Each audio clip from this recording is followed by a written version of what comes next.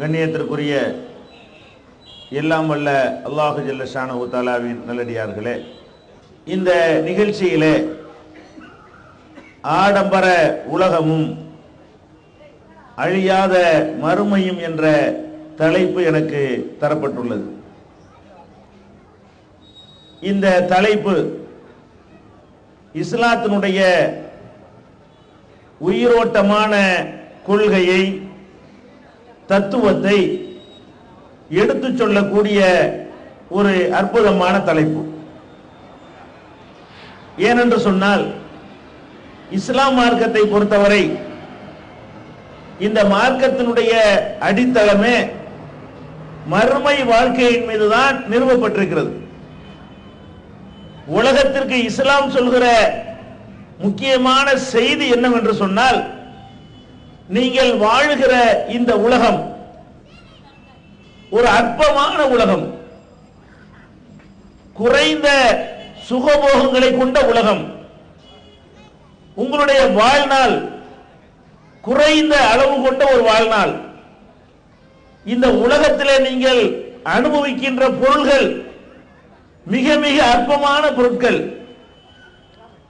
ஆனால் நீங்கள் மரணித்த பிறகு, இந்த உலகம் அழிக்கப்பட்ட பிறகு, இறைவன் உங்களை திரும்பவும் உயிர் கொடுத்து எழுப்புவான். இதான் இஸ்லாம் உலகத்துக்கு சொல்ற செய்தி. இதுலதான் இஸ்லாம் தனித்தே விளங்குகிறது. அப்ப நீங்கள் மரணித்த பிறகு இறைவன் உங்களை உயிர் கொடுத்து எழுப்புவான். இந்த உலகத்திலே வாழும் போது நீங்கள் செய்த நன்மைகளுக்கு ஏற்றவாறு பரிசுகளை அள்ளித் தருவான். இந்த உலகத்திலே வாழும் போது நீங்கள் செய்த தீமைகளுக்கு ஏற்றவாறு தண்டிப்பான்.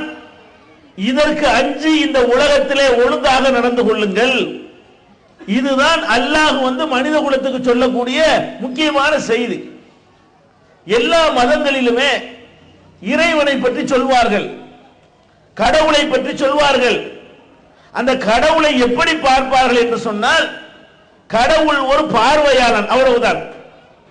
இறைவனை எப்படி அவங்க எல்லாம் நினைப்பாங்க என்று சொன்னா, இந்த உலகத்தில் நீ என்ன அநியாயம் வேண்டாலும் செஞ்சுக்க, கடவுள் பார்த்துக்கிட்டு தான் இருப்பாரு. அதுக்கு என்ன பண்ணுவார் இந்த அநியாயத்துக்கு? அதுக்கு விடை இருக்காது. நீ இந்த உலகத்தில் எவ்வளவு அக்கிரமம் வேண்டாலும் பண்ணு, அதெல்லாம் கடவுள் பார்த்துக்கிட்டே இருப்பாரே தவிர, இந்த அக்கிரமம் பண்ணினவன் அவர் என்ன செய்யணுமோ அதை செய்வார் என்று சொல்லப்பட்டிருக்குமான்னா சொல்லப்பட்டிருக்காது. அதே மாதிரி இந்த உலகத்தில் தியாகங்கள் செய்து நல்ல பல காரியங்கள் நீங்கள் செய்கிறீர்கள், அதனால உங்களுக்கு என்ன கிடைக்கும்? அதை பத்தி ஒண்ணுமே சொல்லப்பட்டிருக்காது. இஸ்லாம் தான் உங்களுக்கு சொல்லுகிறது, இறைவன் வெறும் பார்வையாளன் கிடையாது. நீங்க செய்யற நல்லதை எல்லாம் பார்த்துக்கிட்டு இவ்வளவு நல்லது செஞ்சவங்களை தெருவுல விடக்கூடியவன் கிடையாது. நீங்க செய்யற அக்கிரமத்தை எல்லாம் பார்த்து விட்டு இந்த அக்கிரமக்காரர்களை தண்டிக்காமல் அவன் கண்டுகொள்ளாமல் விடக்கூடியவன் கிடையாது. இன்னொரு உலகத்திலே உங்களுக்கு தண்டனையும் பரிசும் தரக்கூடிய இறைவன்.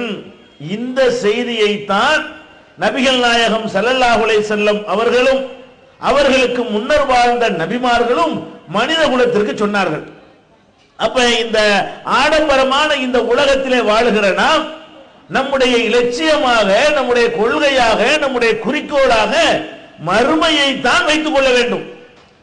எவன் மறுமையை குறிக்கோளாக வைத்துக் கொள்ளவில்லையோ, இந்த உலகத்திலே அவன் சொல்லுகிற ஆன்மீகம் நிச்சயம் போலியான ஆன்மீகமாகத்தான் இருக்கும். அவன் முஸ்லிமாகவே இருந்தாலும் மறுமையை இலக்காக கொள்ளாமல் அவனுடைய வாழ்க்கை அமைத்துக் கொள்வானேயானால் அது ஒரு நடிப்பாக இருக்குமே தவிர அது உயிரோட்டம் உள்ள ஒரு ஆன்மீகமாக இருக்கவே முடியாது. ஏன்? இந்த உலகத்தில் நீங்கள் பாருங்கள், இந்த உலகத்தை உற்று நோக்கினால் ஒரு அடிப்படையான விஷயம் உங்களுக்கு தெரியும். என்ன தெரியும்? யாரு ரொம்ப கெட்டவனா இருக்கிறானோ, அநியாயம் பண்றானோ, அக்கிரமம் பண்றானோ, அவன் தான் உலகத்தில் நல்லா இருப்பான் பெரும்பாலும். இந்த உலகத்தில் அநியாயம் பண்றவன், ஊழல் பண்றவன், லஞ்சம் வாங்குறவன், திருடுறவன், கொள்ளையடிக்கிறவன், கொலை செய்கிறவன், விபச்சாரம் பண்றவன், இன்னும் இஸ்லாம் தடை செய்திருக்கிற எல்லா தவறுகளையும் செய்கிறவனை நீங்கள் பார்த்தீர்களேயானால் அவன் தான் பங்களாவில் வாழ்வான். அவன் தான் கார் வசதியோடு இருப்பான். அவனுடைய வங்கியில தான் இருப்புகள் இருக்கும். அவனுடைய பொண்டாட்டிமார்கள் தான் நகநட்டுகளோட ரொம்ப அலங்காரமா இருப்பார்கள். வாழ்க்கைக்கு தேவையான சகல வசதிகளும் யாருக்கு இந்த உலகத்தில் இருக்குன்னு பாருங்க, கெட்டவனுக்கு தான் இருக்கிறது. விதிவிலக்கா கொஞ்சம் நல்ல பேருக்கு இருக்கும். விதிவிலக்காக குறைந்த அளவு நல்லவர்கள் இது மாதிரியான சுகங்களை பெற்றிருப்பார்களே தவிர, பெரும்பாலும் இந்த உலகத்தினுடைய வசதி வாய்ப்புகள் யாருக்கு அதிகம் கிடைக்கிறது என்று பார்த்தால் யாருக்கு கிடைக்குது? கெட்டவர்களுக்கு தான் கிடைக்கிறது. நல்ல உலகத்தில் நீங்க பார்த்து தெரிந்து கொள்ளலாம். நேர்மையா ஒரு வியாபாரம் செய்யறான், அவனுக்கு ஒரு நாளைக்கு 100 ரூபாய் கிடைத்தால், அவன் நேர்மை தவறி வியாபாரம் செய்தால் அவனுக்கு 1000 ரூபாய் கிடைக்கும். சுத்தமான பொருளை விற்கக்கூடியவனுக்கு 10 ரூபாய் கிடைத்தால், கலப்பட பொருளை விற்கக்கூடியவனுக்கு 100 ரூபாய் கிடைக்கும். இதான் உலகத்தினுடைய கணக்கு. சரியான எடையோடு சரியான அளவோடு பொருளை விற்பனை செய்தால் குறைந்த லாபமும், குறைந்த எடையில மோசடி செய்து விற்பனை செய்தால் அதிக லாபமும் இந்த உலகத்தில் கிடைக்கும். முறையாக வியாபாரம் செய்து சம்பாதித்தால் ஒரு மனிதன் சம்பாதிப்பதை விட ஒரு பணக்கார வீட்டில் நுழைஞ்சு கொள்ளை அடிச்சா ஒரே நாள் லட்சக்கணக்கான ரூபாய் கிடைக்கும். லஞ்சம் வாங்கினால் கோடிக்கணக்கான ரூபாய் கிடைக்கும். ஒரு கையெழுத்துக்கு பல லட்சக்கணக்கான ரூபாய்கள் கிடைக்கும். அப்ப இந்த உலகத்தில் பார்க்கிறோம், நல்லவனாக வாழ்வதை விட கெட்டவனா வாழ்ந்தா நல்லா இருக்க முடியுது. அப்படின்னா இந்த உலகத்தில் அவன் தான் நல்லா இருக்கிறான். நல்லவனா வாழ்றேன்னு ஒருத்தன் வந்தான்னு வைங்க, அவன் நிலைமை என்ன? ரொம்ப சாப்பாட்டுக்கே கஷ்டப்படுறான், நேர்மைன்னு போறான், வீட்டில் சமைச்சு 3 நாள் ஆகுது, பொண்டாட்டிக்கு ஒரு மூக்கு போட்டு வாங்கி கொடுக்க முடியல, மகளுக்கு கல்யாணம் பண்ணி கொடுக்க முடியல, சொந்தமா ஒரு வீடு கட்ட முடியல, பிள்ளைகளை கொண்டு நல்ல பள்ளிக்கூடத்துல சேர்க்க முடியல. இதெல்லாம் யாரு? நல்லவன். நான் நேர்மையா தான் இருப்பேன், நான் ஒழுங்கா தான் இருப்பேன், நான் லஞ்சம் வாங்க மாட்டேன், நான் ஏமாத்த மாட்டேன், மோசடி செய்ய மாட்டேன். இப்படி எல்லாம் நம்ம வாழ்ந்தால் அல்ல யாராவது வாழ்ந்தால் அவர்கள் இந்த உலகத்தில் எப்படி இருக்கிறார்கள்? ரொம்ப கஷ்டப்படுறாங்க. அப்ப எவ்வளவு நல்லவங்களா வாழ்றீங்களோ அவ்வளவு கஷ்டப்படுறீங்க. எவ்வளவுக்கு கெட்டவங்களா வாழ்றீங்களோ அவ்வளவு நீங்க உலகத்துல நல்ல செழிப்பா சொகுசா சுகமாக வாழ முடிகிறது. அப்ப இதை பார்க்கக்கூடியவர்கள் என்ன முடிவுக்கு வருவார்கள்? ஏன் அவன் நல்லவனா இருக்குன்னு? அவன் கெட்டவனா இருந்து பங்களா வாங்கிட்டான்ல, நான் மட்டும் நல்லவனா இருந்து குடிசையில் இருக்கணும்.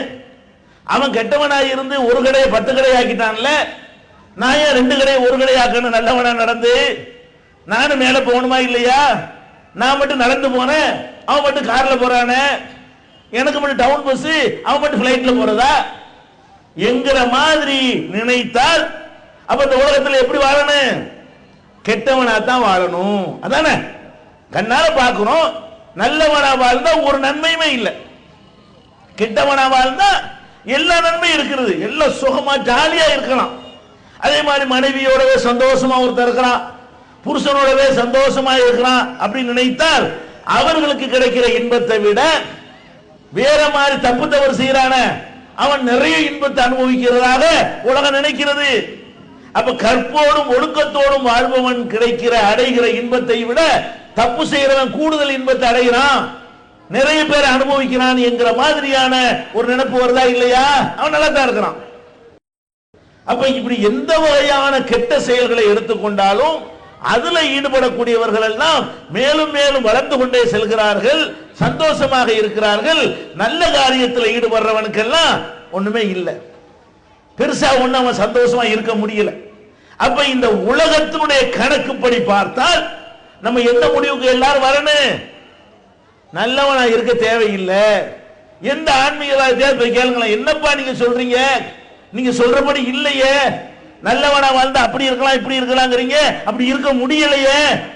எல்லா பணக்காரனும் கெட்டவனத்தான இருக்கான், 99% பேரு ஊரை அடிச்சு உலையில போட்டவன் தான் நல்லா இருக்கிறான்.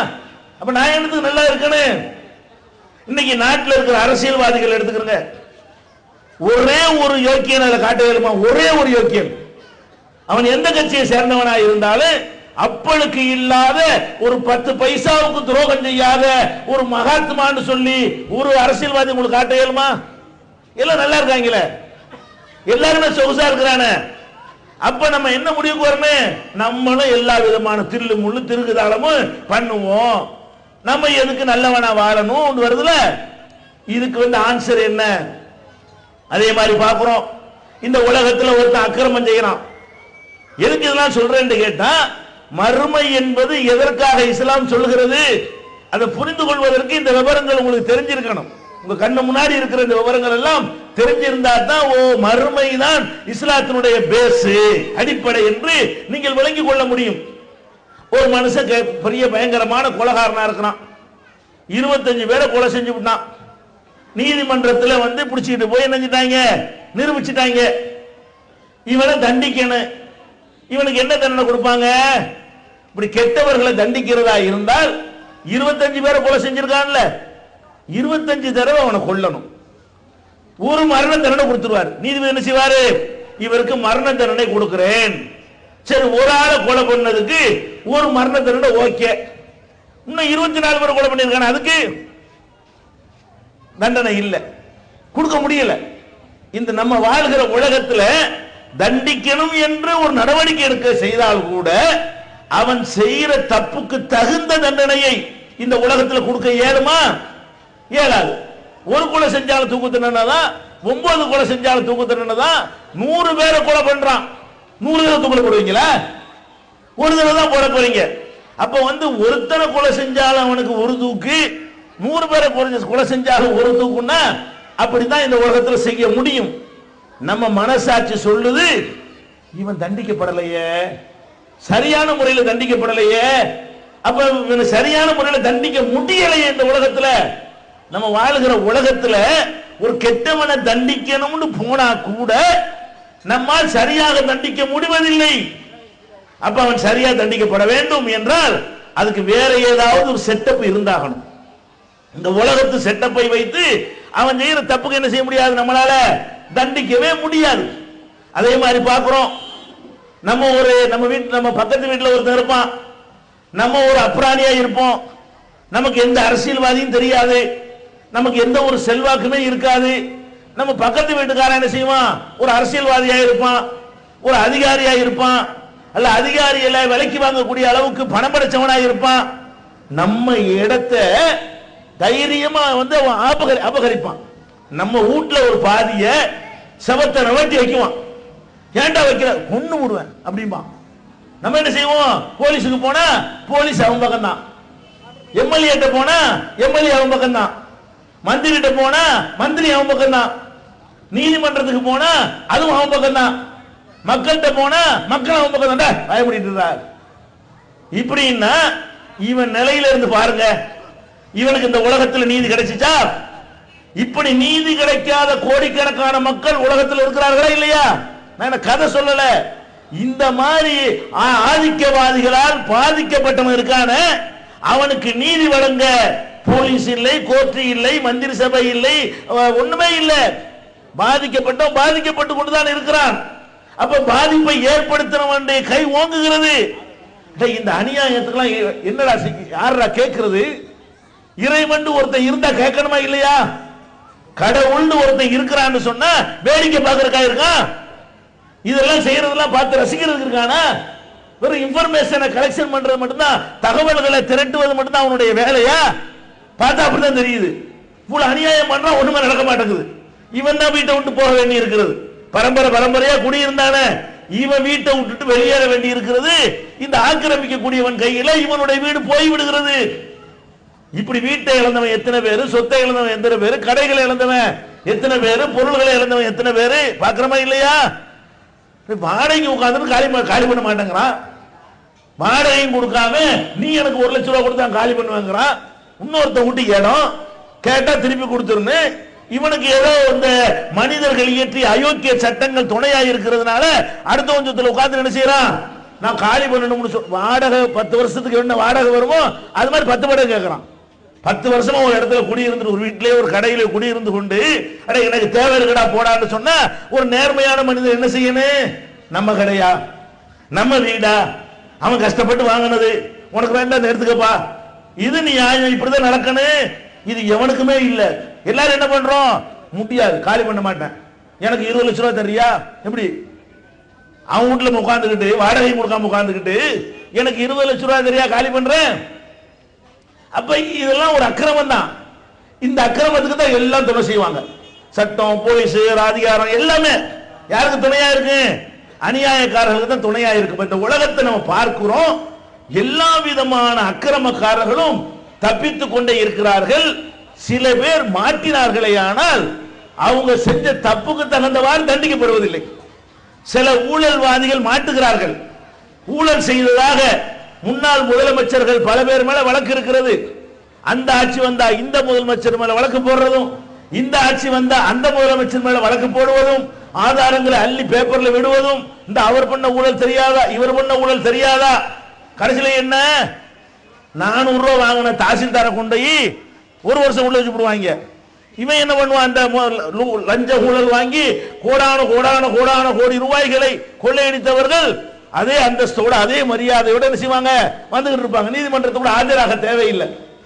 பார்க்கிறோமா இல்லையா? அப்ப இந்த உலகத்தை உன்னிப்பா கவனித்தால், இந்த செட்டப்பை வைத்து பார்த்தால், இறைவன்கிறவன் ஒரு கையாளாகாதவனை போல, இறைவன் இவ்வளவு அக்கிரமத்தையும் பார்த்துக்கிட்டு இருக்கிறதை போல, அவனால் ஒண்ணுமே செய்ய முடியாததை போல, நல்லவனா வாழ்ந்தால் ஒரு நன்மையும் இல்லை என்பது போல, கெட்டவனா வாழ்ந்தால் எல்லா விதமான சுகபோகங்களும் கிடைக்கும் என்பது போல ஒரு செய்தி சொல்லப்படுகிறதா இல்லையா? ஒரு கருத்து நமக்கு தோணுகிறதா இல்லையா? அப்ப இந்த இடத்துல தான் இஸ்லாம் வந்து நிக்குது. அடே, நீ நினைக்கிறபடி இல்ல, நீ தப்பா நினைக்கிற. உன்னை எல்லாம் எவன் படைத்தானோ, ஒண்ணும் இல்லாத இருந்த உன்னை ஒருத்தன் படைத்தான். ஒண்ணுமே இல்லாம இருந்த, இன்னைக்கு இருக்கிற நம்ம இருக்கிறோம். 25 வயசு ஒரு வாலிபன் 30 வருஷத்துக்கு முன்னாடி எங்க இருந்தான்? ஒரு 50 வயசு கிழவன், 60 வயசு கிழவன் 65 வருஷத்துக்கு முன்னாடி எங்க இருந்தான்? நம்ம எங்கேயுமே இருக்கல. நீங்க ஒவ்வொருவரும் உங்களுடைய வயசுக்கு ஒரு 2 வருஷத்துக்கு முந்தி போய் பார்த்தீர்களே, ஆனால் நீங்க என்னவா இருந்தீங்க? என்னவாவும் இருக்கல. எங்க இருந்தீங்க? எங்கேயுமே இருக்கல. அப்ப ஒண்ணுமே இல்லாம இருந்த நம்ம, இப்படி நம்ம எல்லாரும் எடுத்துக்கிறோமே, நம்ம எல்லாரும் 100 வருஷத்துக்கு முந்தி இருந்தோமா? இங்க இருக்கிற எல்லாரும் யாராவது ஒரு ஆளு 100 வருஷத்துக்கு முந்தி இருந்தோமா? இல்ல. 100 வருஷத்துக்கு முந்தி எங்கேயும் நம்ம இருக்கல, எதுவாகவும் இருக்கல. அப்படி இருந்த நம்மை படைத்த அந்த இறைவன் கையாளாகாதவன இருப்பானா? அநியாயத்தை பார்த்து கொண்டு அநியாயக்காரர்களுடைய கை ஓங்க செய்வானா? நல்லவனா வாழ்றவனை வந்து சந்தியில விடுவானா? நீ அதை நம்பணும். முதல்ல என்ன நம்பனு? நம்மளை எல்லாம் படைத்திருப்பளவு சக்தி உள்ள ஒரு கடவுள், இந்த சூரியனை படைத்த கடவுள், சந்திரனை படைத்த கடவுள், இந்த அண்ட சராசரங்களை படைத்த கடவுள், இங்கே கோடான கோடி அதிசயங்களை உலாவ விட்டிருக்கிற கடவுள் வந்து இவ்வளவையும் பார்த்துட்டு சும்மா இருக்கிற அளவுக்கு அவன் கையாளாகாதவனா? நீ என்ன சூரியனை விட ஒரு பிரம்மாண்டமான ஒரு சக்தியா உன்னை போட்டு மிதிக்கிறதுக்கு? உன்னை தண்டிக்க எவ்வளவு நேரம் ஆகும்? ஒரு மனுஷனை உன்னை தூக்கி போட்டு மிதிச்சுட்டு போயிடுறான். உன்னை படைத்த கடவுளுக்கு நீ செஞ்ச அக்கிரமத்திற்கு தட்டி கேட்க இயலாதா? இஸ்லாம் ஒரு செய்தியை சொல்லுது. அட, ஏழுமா ஏழாதாங்கிற பிரச்சனையே இல்ல. இந்த உலகத்துல உன்னை ஒரு சோதனைக்காக நான் அனுப்பி இருக்கிறேன். இதான் இஸ்லாம் சொல்லக்கூடிய செய்தி. இந்த உலகத்தில் நம்ம வந்திருக்கிறோமே, இது எப்படி இஸ்லாம் சொல்லுதுன்னு கேட்டா, ஒரு காலேஜ் இருக்கிறது, ஒரு கல்லூரி. அந்த கல்லூரியில மாணவர்கள் படிக்கிறோம். இந்த படிக்கிற நேரத்தில் பரீட்சை எழுதி பாஸ் ஆனா தான் என்ன செய்ய முடியும்? நல்ல வேலைக்கு போக முடியும், நல்ல சம்பாதிக்க முடியும், நம்முடைய எதிர்காலம் பிரகாசமா இருக்க முடியும் அப்படின்னு நினைக்கக்கூடிய மாணவர்கள் என்ன செய்வாங்க தெரியுமா? புஸ்தகமும் கையுமாவே அலைவார்கள். வீட்டுக்கு வந்தாலும் படிப்பார்கள். தூக்கத்தை தியாகம் செய்து என்ன செய்வாங்க? ராத்திரி பூரா உட்கார்ந்து படிப்பாங்க. ஊர் சுத்த மாட்டாங்க, சைட்டடிக்க போக மாட்டாங்க. எப்ப பார்த்தாலும் என்ன செய்வாங்க? நம்ம படிக்கணும், முன்னேறணும், நம்மளை நம்பி 4 தங்கச்சி இருக்கிறது, தாய் இருக்கிறாங்க, நம்ம நாளை கல்யாணம் பண்ணணும், நமக்கு சந்ததிகள் உண்டாகும், அதோட நல்ல நிலையில வைக்கணும், அதெல்லாம் வைக்கிறதா நல்லா சம்பாதிக்கணும், நல்லா சம்பாதிக்காத நல்லா படிக்கணும், நல்ல மார்க் வாங்கணும், ஃபெயில் ஆயிடக்கூடாது, ஃபெயில் ஆயிட்டா வாழ்க்கை வீணா போயிடும் அப்படின்னு நினைத்து கொண்டு 10 மாணவர் என்ன பண்றான்? ரொம்ப டிசிப்ளினா இருக்கான், ஒழுக்கமா இருக்கான், காலைல 6 மணிக்கு எழுந்திருக்கிறான், குளிக்கிறான், ட்ரெஸ் பண்றான், முதலா போய் அட்டன் பண்றான், ஒரு நாள் கூட ஆப்சென்ட் ஆக மாட்டேங்கிறான். பார்த்தா ஏறக்குறைய இவன் ஜெயிலில் இருக்கிற மாதிரி இருக்கும். பார்த்தா எப்படி இருக்கு? இவன் தனக்குத்தானே அதை சிறையாக ஆக்கி கொண்டு தனக்குத்தானே கட்டுப்பாடுகளை விதித்துக் கொண்டு கல்லு கடைக்கு போகாம, டாஸ்மாக்கு போகாம, சினிமா கொட்டைக்கு போகாம, ஊர் சுத்த போகாம, தெருவு சுத்த போகாம, ஒரே புஸ்தகமும் கையும் படிப்பும் கையுமாக என்ன செய்யறான்? இருந்துகிட்டு இருக்கான் ஒருத்தன். இன்னும் 10 பேர் இருக்கிறான், பள்ளிக்கூடத்து கட்டடிக்கிறான், சினிமா கொட்டையை கெதின்னு கிடக்கிறான், பொம்பளை காலேஜா தேடிக்கிட்டு போய் வாசல் என்ன செய்யறான்? நிக்கிறான். இந்த மாதிரியான உட்படாத வேலையை போதையில அடிக்கிறான். அல்லது இந்த புஸ்கோங்கிறாங்களே, இந்த மாதிரியான கேடு கெட்ட அசிங்கமான நடன நிகழ்ச்சிகள்ல போய் பங்கெடுக்கிறான். போதையில உடன்று திரிகிறான். யாரு? படிக்க நம்ம அப்ப மாட்டேன் சம்பாதிச்சு படிக்க அனுப்புனா இப்படி ஒரு 10 பேர் இருக்கிறான். வெளியே நம்ம பாக்குறோம். யாரு ஜாலியா இருக்கிற மாதிரி தெரியும்?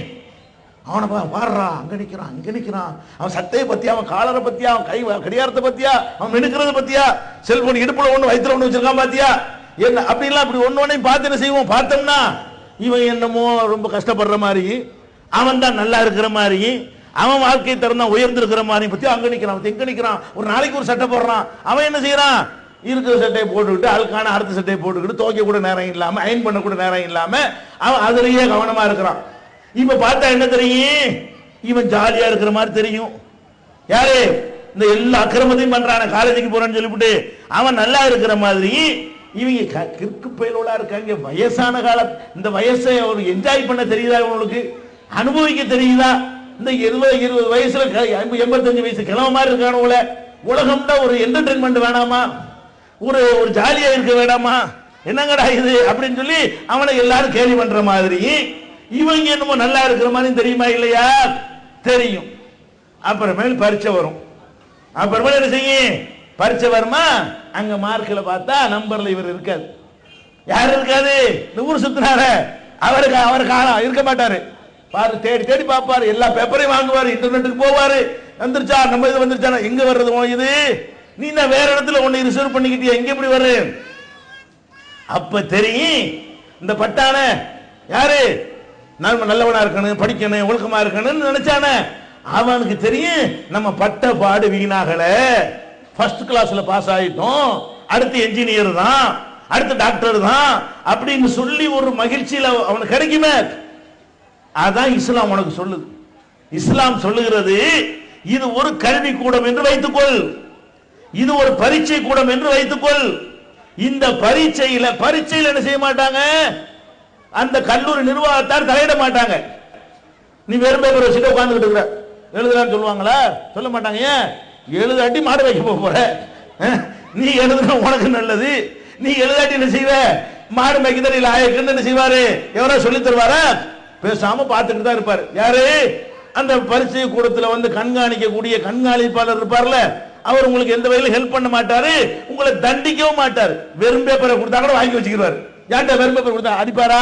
அடிக்க மாட்டாரு. ஏன்? அதன் பின்னாடி வரப்போகுது, உனக்கு உன் வாழ்க்கைக்கு ஆப்பு வைக்க போவதில்ல, உன்னுடைய எதிர்காலமே இருண்டு போக போகுது. அப்ப நான் எடுத்து கூட தனியா தண்டிக்கணும் அப்படின்னு சொல்லி என்ன செய்வாரு? அவர் பேசாம விட்டுருவார். அதான் இறைவன். இறைவன் என்ன சொல்றான்? நீ இந்த உலகத்தினுடைய சுகபோகங்களை பார்த்து மயங்குகிறாய்.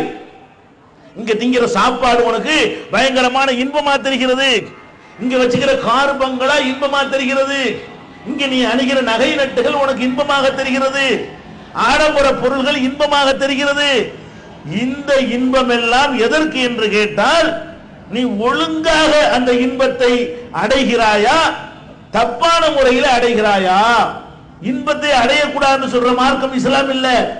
நல்ல நகநட்டுகளை போட்டுக் கொள்ளுங்கள், இஸ்லாம் தடுக்கல. ஃப்ரிட்ஜ் வேணுமா வாங்கிக்கிறங்க, இஸ்லாம் தடுக்கல. ரூமுக்கு ஏசி போடுறீங்களா, நல்லா போட்டுக்கிறங்க, இஸ்லாம் தடுக்கல. பங்களா கட்ட ஆசையா இருக்கு, நல்லா கட்டிக்கிறங்க, இஸ்லாம் தடுக்கல. கார்ல போறது தப்புன்னு இஸ்லாம் சொல்லல. அந்த காரு எவன் வயிற்றுலையும் அடிச்சு வாங்கின காரா இருக்க கூடாது, நீ உழைச்சு வாங்கின காரா இருக்கணும். நீ கட்டுற பங்களா எவனை ஏமாத்தி வாங்கின பங்களாவா இருக்க கூடாது, உன்னுடைய நியாயமான நேர்மையான உழைப்பில் வந்த பங்களாவா இருக்கணும். இப்படி இந்த உலகத்தை அனுபவிக்கிறவன் எத்தனை பேரு, அடுத்தவனை ஏமாத்தி இந்த வசதிகளை பெறக்கூடியவன், ஆடம்பர உலகத்தை அடையக்கூடியவன் எத்தனை பேரு என்று இறைவன் பார்த்து கொண்டே இருக்கிறான், இறைவன் கண்காணித்துக் கொண்டே இருக்கிறான். அதுக்கு பயந்து இந்த உலகத்தில் ஒழுங்கா நட. இப்ப தெரியுது இறைவன் வந்து நம்ம அக்கிரமக்காரனை பார்த்துக்கிட்டு சும்மா விட மாட்டான். எல்லாம் லிஸ்ட் ரெக்கார்ட் பண்ணிக்கிட்டே இருக்கிறான். வழங்குதா? அந்த சீட்டு வரும்ல, கடைசியில் வரும். ஒவ்வொரு நாளும் ஆப்ஷன், டெய்லி ஆப்ஷன். அவனுக்கு தெரியாது. கடைசியில் கார்டு வரும், வீட்டுக்கு வரும். என்ன வரும்? பாடத்துக்கு ஆஜரான நாட்கள் 17 வரும். எவ்வளவு? 250 நாள் பள்ளிக்கூடத்தில் எவ்வளவு நாள் போயிருப்பான்? 17 நாள் தான் போயிருப்பான். அவன் நினைச்சுக்கிடுவான் முதல் நாள் போல யாருக்கு தெரிய போகுது, 2வது நாள் ஊர் சுத்தம் யாருக்கு தெரிய போகுது, 3வது நாள் ஊர் யாருக்கு தெரிய போகுது. அப்புறம் அனுப்பி விட்டுருவாங்க காடை, வீட்டுக்கு அனுப்பிடுவான். வீட்டுக்கு வந்த காட்டில் என்ன செய்ய, பாப்பா அத்தா பாப்பாரு, என்னடா இது கல்லூரிக்கு வந்த நாட்கள் 17, மீதி என்னடா செஞ்ச 200 நாள் இருக்கா இல்லையா? அந்த மாதிரி அதைவிட துல்லியமாக, அதைவிட தெளிவாக, அதைவிட உன்னிப்பாக நம்முடைய ஒவ்வொரு செயல்களையும் படைத்த இறைவன் பார்த்து கொண்டிருக்கிறான். படைத்த இறைவன் கண்காணித்துக் கொண்டிருக்கிறான். படைத்த இறைவன் பதிவு செய்து கொண்டிருக்கிறான் என்று இஸ்லாம் ஒரு மெசேஜை சொல்லுகிறது. இந்த மாதிரி ஒருத்தன் நம்பினா, இந்த மாதிரி எல்லா முஸ்லிம்களும் நம்பினால், இந்த மாதிரி எல்லா இந்துக்களும் நம்பினால், இந்த மாதிரி எல்லா கிறிஸ்துவரும் நம்பினால், இந்த மாதிரி எல்லா மனிதர்களும் நம்பினால் அந்த உலகம் எப்படி இருக்குன்னு பாருங்க. திருடுவானா? கடை வச்சிருக்கிறான், பொய் சொல்லி வியாபாரம் பண்ணுவானா? நம்ம பொய் சொன்னா ஒருத்தன் பார்த்துக்கிட்டு இருக்கிறான், அவனுக்கு தெரியுமே. நம்ம ஏமாத்தினா ஒருத்தன் பார்த்துட்டு இருக்கான், அவனுக்கு தெரியுமே. நம்ம 1 கிலோன்னு 900 கொடுத்து ஏமாத்த முடியும், அவன் பார்த்துட்டு இருக்கானே. நம்ம திராசு 1 கிலோவை காட்டும், அவனுடைய திராசு 900 காட்டுமே. அல்லாஹ் வச்சுக்கிற திராசுல 900 தெரியுமே. இப்படின்னு எல்லாரும் பயந்தால் அந்த உலகம் எப்படி இருக்குன்னு பாருங்க. கொலை இருக்குமா, கொள்ளை இருக்குமா, திருட்டு இருக்குமா, ஃப்ராட் இருக்குமா, பித்தலாட்டம் இருக்குமா? அப்ப எந்த மாதிரியான ஒரு நம்பிக்கை உலகத்துக்கு நல்லது? ஒரு போலீஸ்காரர் இருக்காரு, ஒரு தாசில்தார் இருக்காரு, ஒரு கலெக்டர் இருக்காரு, ஒரு எம்எல்ஏ இருக்காரு, ஒரு மந்திரி இருக்காரு, லஞ்சம் வாங்குவாரா? நமக்கு இதுக்கு தானே சம்பளம் தர்றாங்க. நம்ம இந்த கையெழுத்து பொறுக்கக்கூடிய அநியாயத்தை லஞ்சம் கேட்கறதுக்கு, மக்களுக்கு சேவை செய்யறதுன்னு சொல்லி தானே நம்ம ஜெயிச்சோம். உங்களுக்காக உழைக்க எங்களுக்கு உத்தரவு போடுங்கன்னு சொன்னமே, மக்களுக்கு வாக்குறுதி கொடுத்தமே, அவங்களுக்கு உழைக்கிறதுக்கு தான் நம்ம வந்திருக்கிறோம் அப்படின்னு பயந்தால், நம்ம சொன்ன வாக்குறுதியை மீறினா ஒருத்தர் பார்த்துக்கிட்டு இருக்கிறானே, இதுக்கெல்லாம் சேர்த்தவன் தண்டிப்பானே அப்படின்னு நம்ம நினைத்தால் அந்த உலகம் எப்படி இருக்குன்னு பாருங்க. அந்த அரசியல்வாதி எப்படி இருப்பான், அந்த வியாபாரி எப்படி இருப்பான், அந்த அதிகாரி எப்படி இருப்பான், அந்த அரசு ஊழியன் எப்படி இருப்பான், அந்த ஆண் எப்படி இருப்பான், அந்த பெண் எப்படி இருப்பான், சிந்திச்சு பாருங்க. அப்ப இஸ்லாம் என்ன சொல்லுதுன்னு கேட்டா, உன்னை கண்காணிக்கிற ஒரு சூப்பர் பவர் இருக்கிறான் என்று பார்த்து அங்கே நல்லா இருப்பதற்காக இங்கே கஷ்டப்படு, அங்கே நல்லா இருப்பதற்காக இங்கே சில சிரமங்களை சகித்துக்கொள். நீ நல்லவனா வாழ்வதில் எவ்வளவு சிரமங்கள் வந்தாலும் அந்த சிரமம் வீணாகி விடாது, அந்த உழைப்பு பாழாகி விடாது, அந்த உழைப்பு பயனற்று போய்விடாது. நீ நேர்மையா இருக்கிற, பெருசு பெருசா வளர்ந்துகிட்டு போறான், நீ அதே மாதிரி இருக்கிற, கவலையப்படாத. அதுக்கெல்லாம் வரவு ஏறிக்கிட்டே இருக்கிறது. இறைவன் தரக்கூடிய பெரிய பரிசுகள் அதற்காக ரெக்கார்டு பதிவு செய்யப்பட்டுக்கிட்டே இருக்கிறது. போங்கடா, நான் அங்க போய் வாங்கிக்கிறேன் அப்படின்னு சொல்லி நினைத்தால் அது சரியான ஆன்மீகம். இதைத்தான் இஸ்லாம் வந்து நமக்கு சொல்லுகிறது. இஸ்லாத்தினுடைய வணக்க வழிபாடுகள் கூட நீங்க எடுத்துக்கிறீங்க, எல்லாம் இதுல அமைஞ்சிருக்கு. இஸ்லாத்தினுடைய ஒட்டுமொத்த விஷயம் எதுல அடங்கி இருக்குன்னு கேட்டா, அங்க நல்லா இருப்பதற்காக இங்கே கஷ்டப்படு, அங்கே நல்லா இருப்பதற்காக அங்கே நீ தண்டிக்கப்படக்கூடாது என்பதற்காக இங்கே நல்லவனாயிரு, கெட்டவனாய் இருக்காத அப்படிங்கிற ஒரு செய்திக்காகத்தான் இஸ்லாத்தில் உள்ள வணக்க வழிபாடுகள் கூட நமக்கு தரப்பட்டிருக்கிறது. நமக்கு தந்த வணக்க வழிபாடை எடுத்துக்கிறங்க. இஸ்லாத்தினுடைய வணக்க வழிபாடுகள் இருக்குது. நெருப்புல இறங்குற, நெருப்புல போய் இறங்கு, அந்த மாதிரி வழிபாடு இஸ்லாத்தில் கிடையாது. உன் மூஞ்சில காயப்படுத்திக்க, ரத்தம் வர்ற மாதிரி செய்யி, செருப்பு இல்லாம நட, வெயில்ல போய் காயி, சாப்பிடாம இரு, யார்ட்டையும் பேசாம இரு. இப்படி எல்லாம் இஸ்லாம் வந்து நமக்கு வணக்கத்தை தரல. இஸ்லாம் எந்த மாதிரி வணக்கத்தை தருது தெரியுமா? நம்ம இந்த உலகத்துல மூழ்கக்கூடிய நேரத்துல, இந்த உலகத்துல கலந்திருக்கிற நேரத்துல இந்த கவர்ச்சிகள் வந்து நம்மளை தடம்பொருள செய்யும். அப்படி செஞ்சிடக்கூடாது என்பதற்காக, அப்படி செஞ்சா கூட உடனே நம்மளை வந்து அப்படி கரெக்ட் பண்ணிக்கிறதற்காக வேண்டி என்ன பண்றான் இறைவன்? என்ன செய்யறான்னு கேட்டா, நமக்கு 5 நேர தொழுகையை தர்றான், தொழுகைங்கிற கடமையை தர்றான். இந்த தொழுகை எதுக்கு? நீங்க குனிஞ்சி, நீங்க நிமிர்ந்து நீங்க நெத்தியை கொண்டே நிலத்துல வச்ச உடனே அல்லாஹ்வுடைய கிரேட் ஏறி போயிருமா? அல்ல நீங்க யாருமே இறைவனை வணங்க மாட்டோம்னு முடிவெடுத்தால் அவனுடைய கிரேடு இறங்கி போயிட போகுதா? கிடையாது. ஒட்டுமொத்த உலகமும் சேர்ந்து இறைவனை வணங்க மாட்டோம் என்று நீ தீர்மானம் போட்டாலும் அவனுடைய அந்தஸ்துக்கு ஒரு கடுகுல கோடியில் ஒரு மடங்கு கூட குறைவு ஏற்படாது. நீ எல்லாரும் சேர்ந்து ஒரு மனுஷன் விடாம இறைவனை வணங்குவது என்று தீர்மானித்தாலும் அவனுடைய அந்தஸ்துல ஒரு கடுகில் கோடியில் ஒரு பங்கை கூட உன்னால் அதிகப்படுத்த இயலாது. அப்ப எதுக்கு இந்த குனிதல், இந்த நிமிர்தல், இந்த வணக்க வழிபு, இந்த சாஷ்டாங்க எதுக்குன்னு கேட்டா, என்னை ஒருத்தன் பார்த்துக்கிட்டு இருக்கிறான். காலையில பள்ளியாசல் போவீங்களா, தொழுவீங்களா? அப்ப என்ன வரும்? நம்மளை பார்த்த ஒரு இறைவன் இருக்கிறான், நம்ம இங்க வந்தது தெரியும், நம்ம வராவிட்டாலும் தெரியும், நம்ம செய்யற தப்புகள் தெரியும் அப்படின்னு பயந்து கொண்டு காலை தொழுகை நிறைவேற்றி விட்டு உலகத்துக்கு வருவோம். வந்தோன்னு என்ன செய்யும்? காசு, பணம், அது இதுன்னு எல்லாம் வருமா? அப்படி கொஞ்சம் கொஞ்சமா சார்ஜ் இறங்கும். செல்போன் வச்சிருக்கோம்ல, காலையில சார்ஜ் போட்டுருந்தா மத்தியானம் என்னவாகும்? அதே சார்ஜ் இருக்குமா? இருக்காது. சார்ஜ் என்ன செய்ய? அப்படியே 50% காட்டும். இப்ப மறுபடியும் ரீசார்ஜ் பண்ணி ஆகணும். சார்ஜ் பண்ணலன்னா அவுட். அப்ப நம்ம தொழுதுட்டு காலையில தொழுதுட்டு வந்தோம் என்னவாயினே, இறைவன் இருக்கிறான். அந்த கால நேரத்தில் பயங்கரமான பயமா இருக்கு.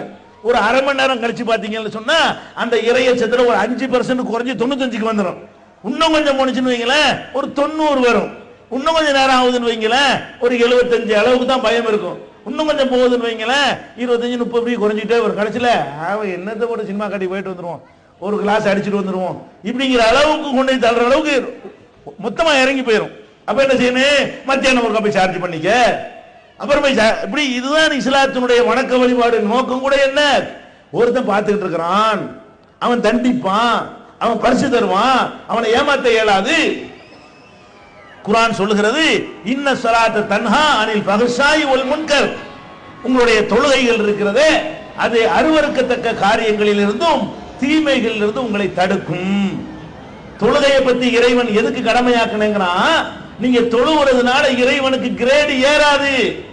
தொழுவுறதுனால நீங்க பணக்காரன் ஆக மாட்டீங்க. தொழுவுறதுனால நீங்க மந்திரியா போக மாட்டீங்க. தொழுவுறதுனால நீங்க அரண்மனையில வாழ மாட்டீங்க. தொழுக வேற எதுக்கு தொழுக?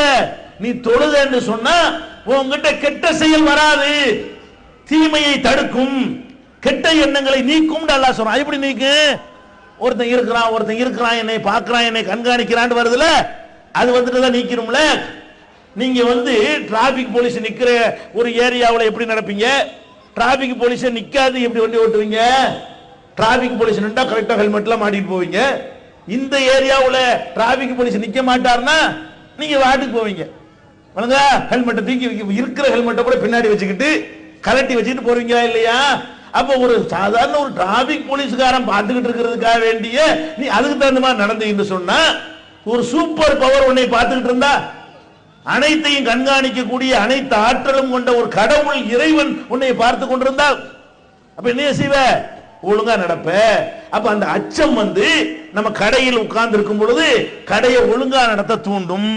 நம்ம ஒரு அதிகாரியாக ஒரு சீட்ல உட்கார்ந்து இருக்கும் பொழுது அதுல நேர்மையாக நடக்க நம்மளை தூண்டும். அப்ப இறைவன் பார்த்து கொண்டிருக்கிறான், இறைவன் பார்த்து கொண்டிருக்கிறான். இந்த தீமைக்கெல்லாம் நம்மளை தண்டிக்காம விடமாட்டான். இதுக்கு தான் தொழுக. நோம்பு ஒரு கடமை வச்சிருக்குது. அது கூட இருக்கு. நீங்க எல்லாம் நோம்பு இருந்து காலையில இருந்து சாயந்தரம் வரைக்கும் நோம்பு இருக்கிறீங்க. ஒரு 11 மணி நேரம் அல்லது 12 மணி நேரம், அதிகபட்சமா 13 மணி நேரம். சீசனுக்கு தகுந்த மாதிரி, பருவ காலத்துக்கு தகுந்த மாதிரி இந்த அளவு கூட குறை இருக்கும். ஒரு 12 மணி நேரம் நீங்க பட்னியா இருக்கிறீங்க, சாப்பிடாம இருக்கிறீங்க.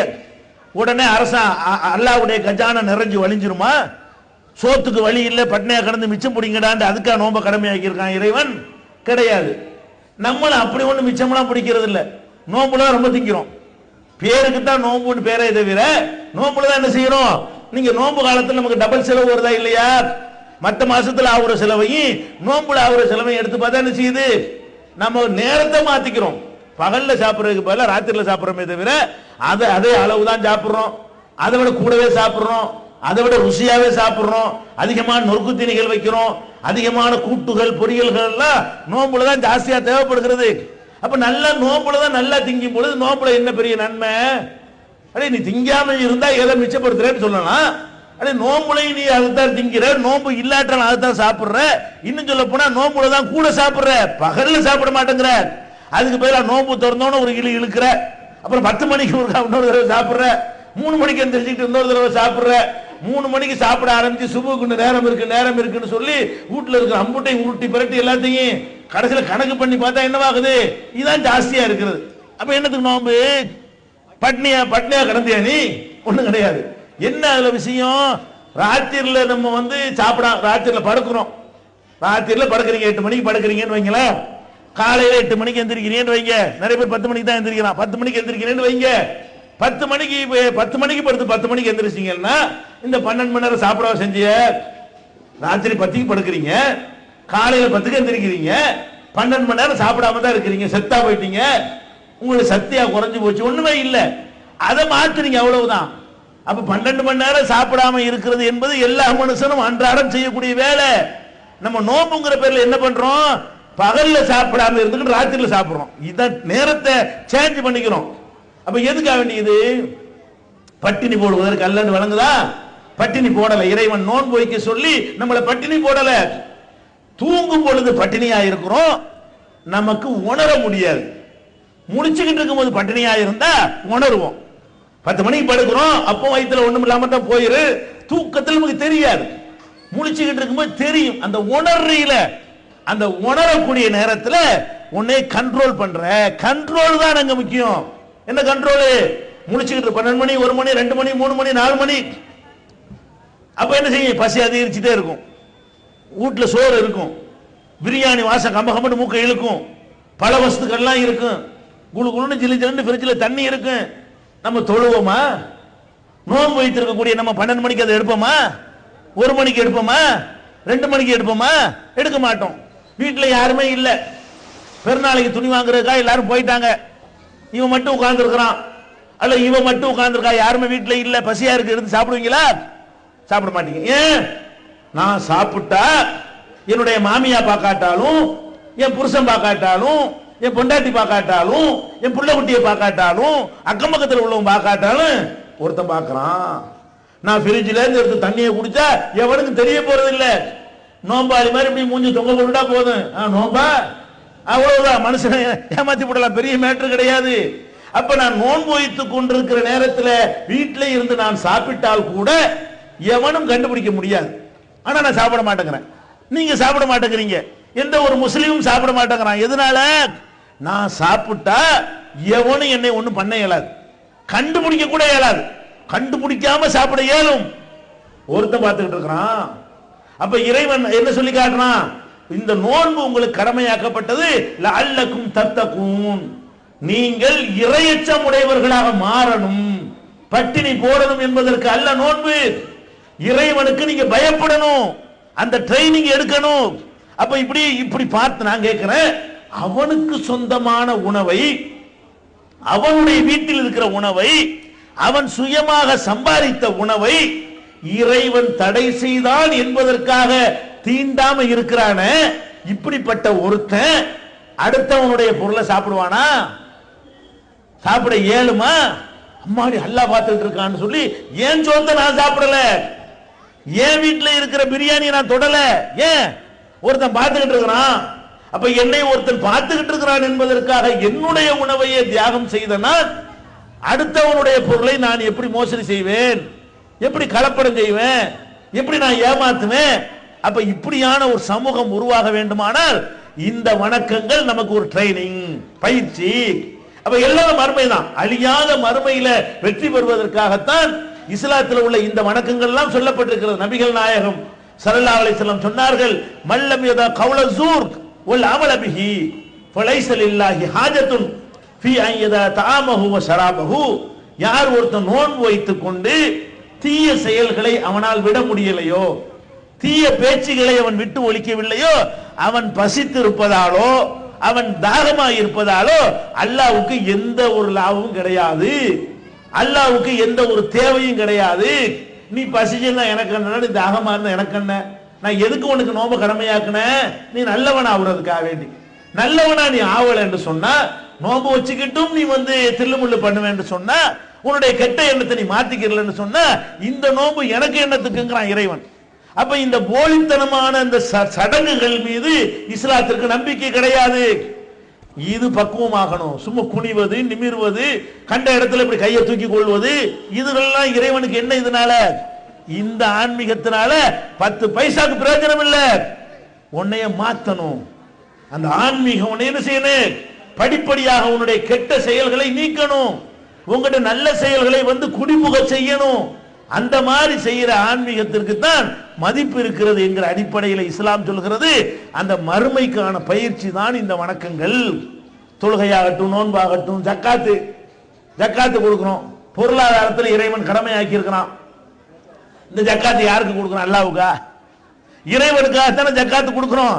இறைவனுக்காக கொடுக்கிற அந்த ஜக்காத்து என்ற தர்மத்தை, ஜக்காத்து என்ற ஏழை வரியை நம்ம யார்கிட்ட கொடுக்கிறோம்? இறைவனுக்கு கொடுக்கிறது இல்ல. இறைவன் அப்படி சொல்லல. யாரு கொடுக்க சொல்றான்? இறைவனுக்கு நினைச்சுக்கிட்டு ஏழைக்கு கொடு. நீ ஏழைக்கு கொடுத்தேன்னு சொன்னா எனக்கு கொடுத்த மாதிரி. அப்ப இந்த பணத்தை நம்ம செலவு செய்யறது எதுக்கு இல்ல?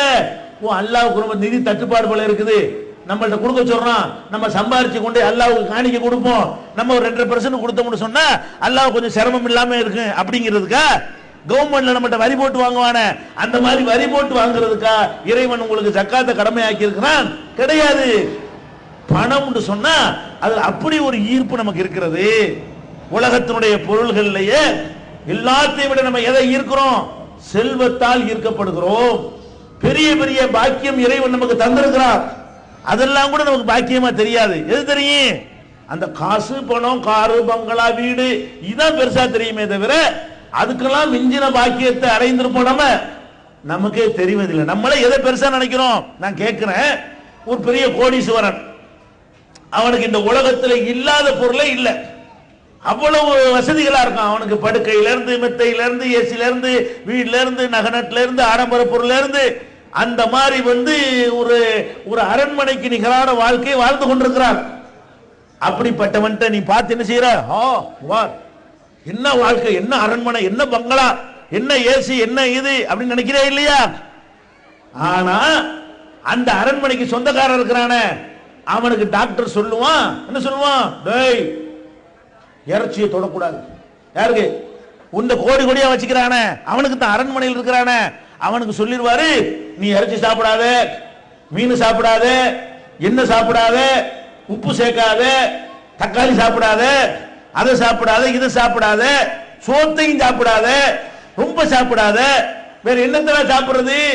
கேழ்வரகு களிய சாப்பிடு, கேழ்வரகு கூழு சாப்பிடு, காலையில் 2 இட்லி சாப்பிடு, மத்தியானம் ஒரு 2 இட்லி சாப்பிடு, படுக்கும் போது 1 இட்லி சாப்பிடு. மும்பூட்டு வச்சுக்கிறான. அங்க ஒருத்தன் வேலைக்காரன் இருப்பான், வேலைக்காரர் இருப்பாங்க, அந்த வீட்டுல 2000 ரூபாய்க்கு வேலை செய்யறவன் இருப்பான். அவன் வீட்டுல சமைக்கிற அந்த சுவையான உணவுகளை அவன் சட்டி சட்டியா வெட்டுவான். யாரு? அந்த முதலாளி வீட்டுல வேலை செய்யறவன் மிஷின் நல்லா இருக்குது, அவனுக்கு மிஷின் ரிப்பேர், விஷயம் வழங்குதா? ஆனால் நம்ம என்ன நினைக்கிறோம்? நம்மளுக்கு இவ்வளவு திடகாத்திரமான உடல் எல்லாம் தந்திருக்கிறானே, அது தெரிய மாட்டேங்குது. அழகான கண்ணை தந்திருக்கிறானே, அது தெரிய மாட்டேங்குது. எதை போட்டாலும் அரைச்சு தள்ளக்கூடிய மிஷினை தந்திருக்கிறானே, அது தெரிய மாட்டேங்குது. அந்த மிஷின்ல ஒண்ணும் போட இயலாது, எதையும் அரைக்காது. இட்லியை தான் அரைக்குமே தவிர, கேழ்வரகு தான் அரைக்குமே தவிர, வேற எதை போட்டாலும் அரைக்க முடியாத அளவுக்கு பலவீனப்பட்ட மிஷினை வச்சிருக்கிறான். ஆனா கார் வச்சிருக்கான், ஆனா பங்களா வச்சுக்கிறான். முசைத்தரம் தான் அவனுக்கு. அது தங்கத்திலே செருப்பு போட்டிருப்பான். என்னங்கிற இப்ப அதனால எது பாக்கியம்? எது பாக்கியம்? இதான் பாக்கியமா? அந்த ஆடம்பர உலகம்ங்கிறிய இதான் பாக்கியமா? அப்ப எதை வேண்டாலும் என்னால சாப்பிட முடியுது, அது எவ்வளவு பெரிய பாக்கியம்? அவன் என்ன ஏங்குவான். வீட்டுல உள்ள 50 பேர் சாப்பிடுவாங்க, இவன் மட்டும் பார்த்துக்கிட்டு இருப்பான். மூக்க துளைக்கும், நாக்கு அப்படியே எச்சு ஊறும், அப்படி இழுக்கும். சாப்பிடக்கூடாது, உட்காந்து பார்த்துட்டே இருக்கணும். வீட்டுல பொண்டாட்டி சாப்பிடுவா, புள்ள சாப்பிடுவான், வெள்ளக்காரன் சாப்பிடுவான், வர்றவன் போற பிச்சைக்காரன் கூட வாங்கி சாப்பிட்டு போயிடுவான். இவன் என்ன செய்யணும்? அதை மூக்குலதான் சுவாசிக்க இயலுமே தவிர அதை திங்க இயலாத. இது பாக்கியமா? என்ன இதுக்கு அலையிறீங்க? இந்த உலகத்தினுடைய பொருள்களுக்காகவா எல்லா விதமான தில்லு முள்ளு திருகுதாலும் பண்றீங்க? இது எவ்வளவு நாளைக்கு நிக்கு? எத்தனை பேர் இருக்கிறான்? உன்னுடைய மதிப்பு உனக்கு தெரியல. பெரிய பெரிய பணக்காரன் எடுத்துக்கிட்டீங்கன்னா 2 கிட்னி அவுட்டு, எல்லாம் வச்சுக்கிறான். என்ன இல்ல? கிட்னி இல்ல. கடையில் வாங்குவியா? அடே, நீ வச்சுக்கிற கிட்னி உனக்கு போச்சே, கிட்னி போச்சே, கிட்னி இருந்தா தான் நீ சாப்பிடுறத என்ன செய்யும், தண்ணிய பிரிச்சு அதை ஃபில்டர் பண்ணி தரு. அந்த சிறுநீர் வெளியேறினா தான் நீ வாழ இயலும். கிட்னி ஃபெயிலியரா போச்சுன்னு சொன்னா, சிறுநீரகம் பழுதடைந்து விட்டது என்று சொன்னால் உன்னால ஏதாவது செய்ய முடியுமா? அப்ப என்ன செய்யறான், உன் கிட்னி தர்றியா, 10 லட்சம் ரூபாய் தர்றேன். அப்ப நீ விளங்கன்னு, நீ குடிசையில் இருக்கிற நீ விளங்கன்னு. நம்ம அவனை விட மேல, அவனுக்கு கிட்னி இல்ல, நமக்கு கிட்னி இருக்குது. அவனுக்கு 2 கிட்னியும் இல்ல, நமக்கு 2 கிட்னி நல்லா இருக்குது. அப்ப இது பாக்கியம் இல்லையா? எல்லாம் வச்சுக்கிறான், என்ன இல்ல, கிட்னி இல்ல. கடையில் வாங்குவியா? அடே நீ வச்சுக்கிற கிட்னி உனக்கு போச்ச, கிட்னி போச்ச. கிட்னி இருந்தா தான் நீ சாப்பிடுறத என்ன செய்யும், தண்ணிய பிரிச்சு அதை ஃபில்டர் பண்ணி தரு. அந்த சிறுநீர் வெளியேறினா தான் நீ வாழ இயலும். கிட்னி ஃபெயிலியரா போச்சுன்னு சொன்னா, சிறுநீரகம் பழுதடைந்து விட்டது என்று சொன்னால் உன்னால ஏதாவது செய்ய முடியுமா? அப்ப என்ன செய்யறான், உன் கிட்னி தர்றியா, 10 லட்சம் ரூபாய் தர்றேன். அப்ப நீ விளங்கன்னு, நீ குடிசையில் இருக்கிற நீ விளங்கன்னு. நம்ம அவனை விட மேல, அவனுக்கு கிட்னி இல்ல, நமக்கு கிட்னி இருக்குது. அவனுக்கு 2 கிட்னியும் இல்ல, நமக்கு 2 கிட்னி நல்லா இருக்குது. அப்ப இது பாக்கியம் இல்லையா? இந்த காசு பணத்தை வச்சுக்கிட்டு பகட்டு காட்ட இயலுமே தவிர, நான் கேட்கிறேன், பணக்காரன் இருக்கிற காரணத்தினால 2 புடி அரிசியை சோறாக்கி திங்க இயலுமா அவனுக்கு? அந்த அரைக்கப்படி அரிசி தானங்க. ஏழை இன்னும் சொல்லுமா, ஏழை வேணா கொஞ்சம் கூட திம்மா, பணக்காரன் வயிறு அவ்வளவு கூட திங்க இயலாது. அப்ப அந்த அளவுக்கு ருசியா இருந்ததா அவனுக்கு திங்க இயலும். இவன் பழைய சோத்தை ஒரு முளவாயை கடிச்சிட்டு வெட்டுவான், ஒரு வெங்காயத்தை கடிச்சு என்ன செய்வான், சட்டி சோறு சாப்பிடுவான். அப்ப நீ பணக்காரன் இருந்தா கூட தின்ற போறியா? என்னங்கிற, என்ன பணம், என்ன வீடு மங்களா? இன்னும் சொல்றேன் கேளுங்க, அரண்மனையில் இருப்பானா, இந்த திங்கிறது இப்படி ஒரு ஏழை இருக்கா பாருங்க, பிளாட்பாரத்தில் மேல கூரை கூட இருக்காது, போத்திக்கிற போர்வை கூட இருக்காது. 10 மணிக்கு படுப்பான், போன மாதிரி தூங்குவான். எங்க ரோட்லங்க நடைபாதையில படுப்பான், படுத்தவனே செய்வான், தூங்குவான். மழை பெய்யும், ஓரத்தில் சாரெல்லாம் அடிக்கும், ஒண்ணுமே தெரியாது, அவன் பாடு தூங்குவான். இவன் இருக்கான யாரு, அப்படி பஞ்சு மெத்த, 1.5 முழத்துக்கு cushion, AC 3 ton AC, room போட்டுருப்பான். 3 டன் ஏசியையும் போட்டுக்கிட்டு, குசனையும் போட்டுக்கிட்டு, மேல போர்வையும் போத்திக்கிட்டு, பக்கத்துல பொண்டாட்டியும் வச்சுக்கிட்டு, நறுமணங்களை ஸ்ப்ரேவர் அடிச்சுக்கிட்டு, மல்லிகை பூயும் வச்சுக்கிட்டு பயங்கரமா இருக்கு. படுத்துக்கிட்டே கிடப்பான், மோட்டை பார்த்துக்கிட்டு. தூக்கம் வராது, தூக்கமே வராது.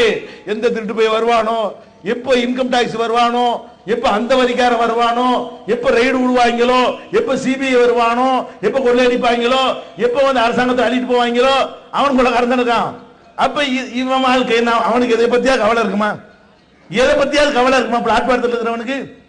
நம்ம நினைக்கணும், எது மட்டும் பாக்கியம் இல்ல, இந்த உலகத்தினுடைய ஆடம்பரத்தை நீங்க பெருசா நினைக்கிறீங்க. இதை கொண்டெல்லாம் உனக்கு தூக்கத்தை வாங்க இயலுமா? இதை கொண்டு உனக்கு மிஷினை சரி பண்ண இயலுமா? கெட்டு போச்ச மிஷினு, என்ன வேணாலும் நீங்க, இவ்வளவு நவீன மருத்துவம் வந்துருச்சு. டாக்டர் என்ன பண்ணுவான், அதுக்கு தகுந்த மாதிரி ஒரு யோசனை தான் உனக்கு சொல்லுவானே தவிர, நான் ரிப்பேர் பண்ணி தந்துடுறேன், நீ பிரியாணி நாளைக்கு திங்கலான்னு சொல்லக்கூடிய டாக்டர் கொண்டு வாப்போம்.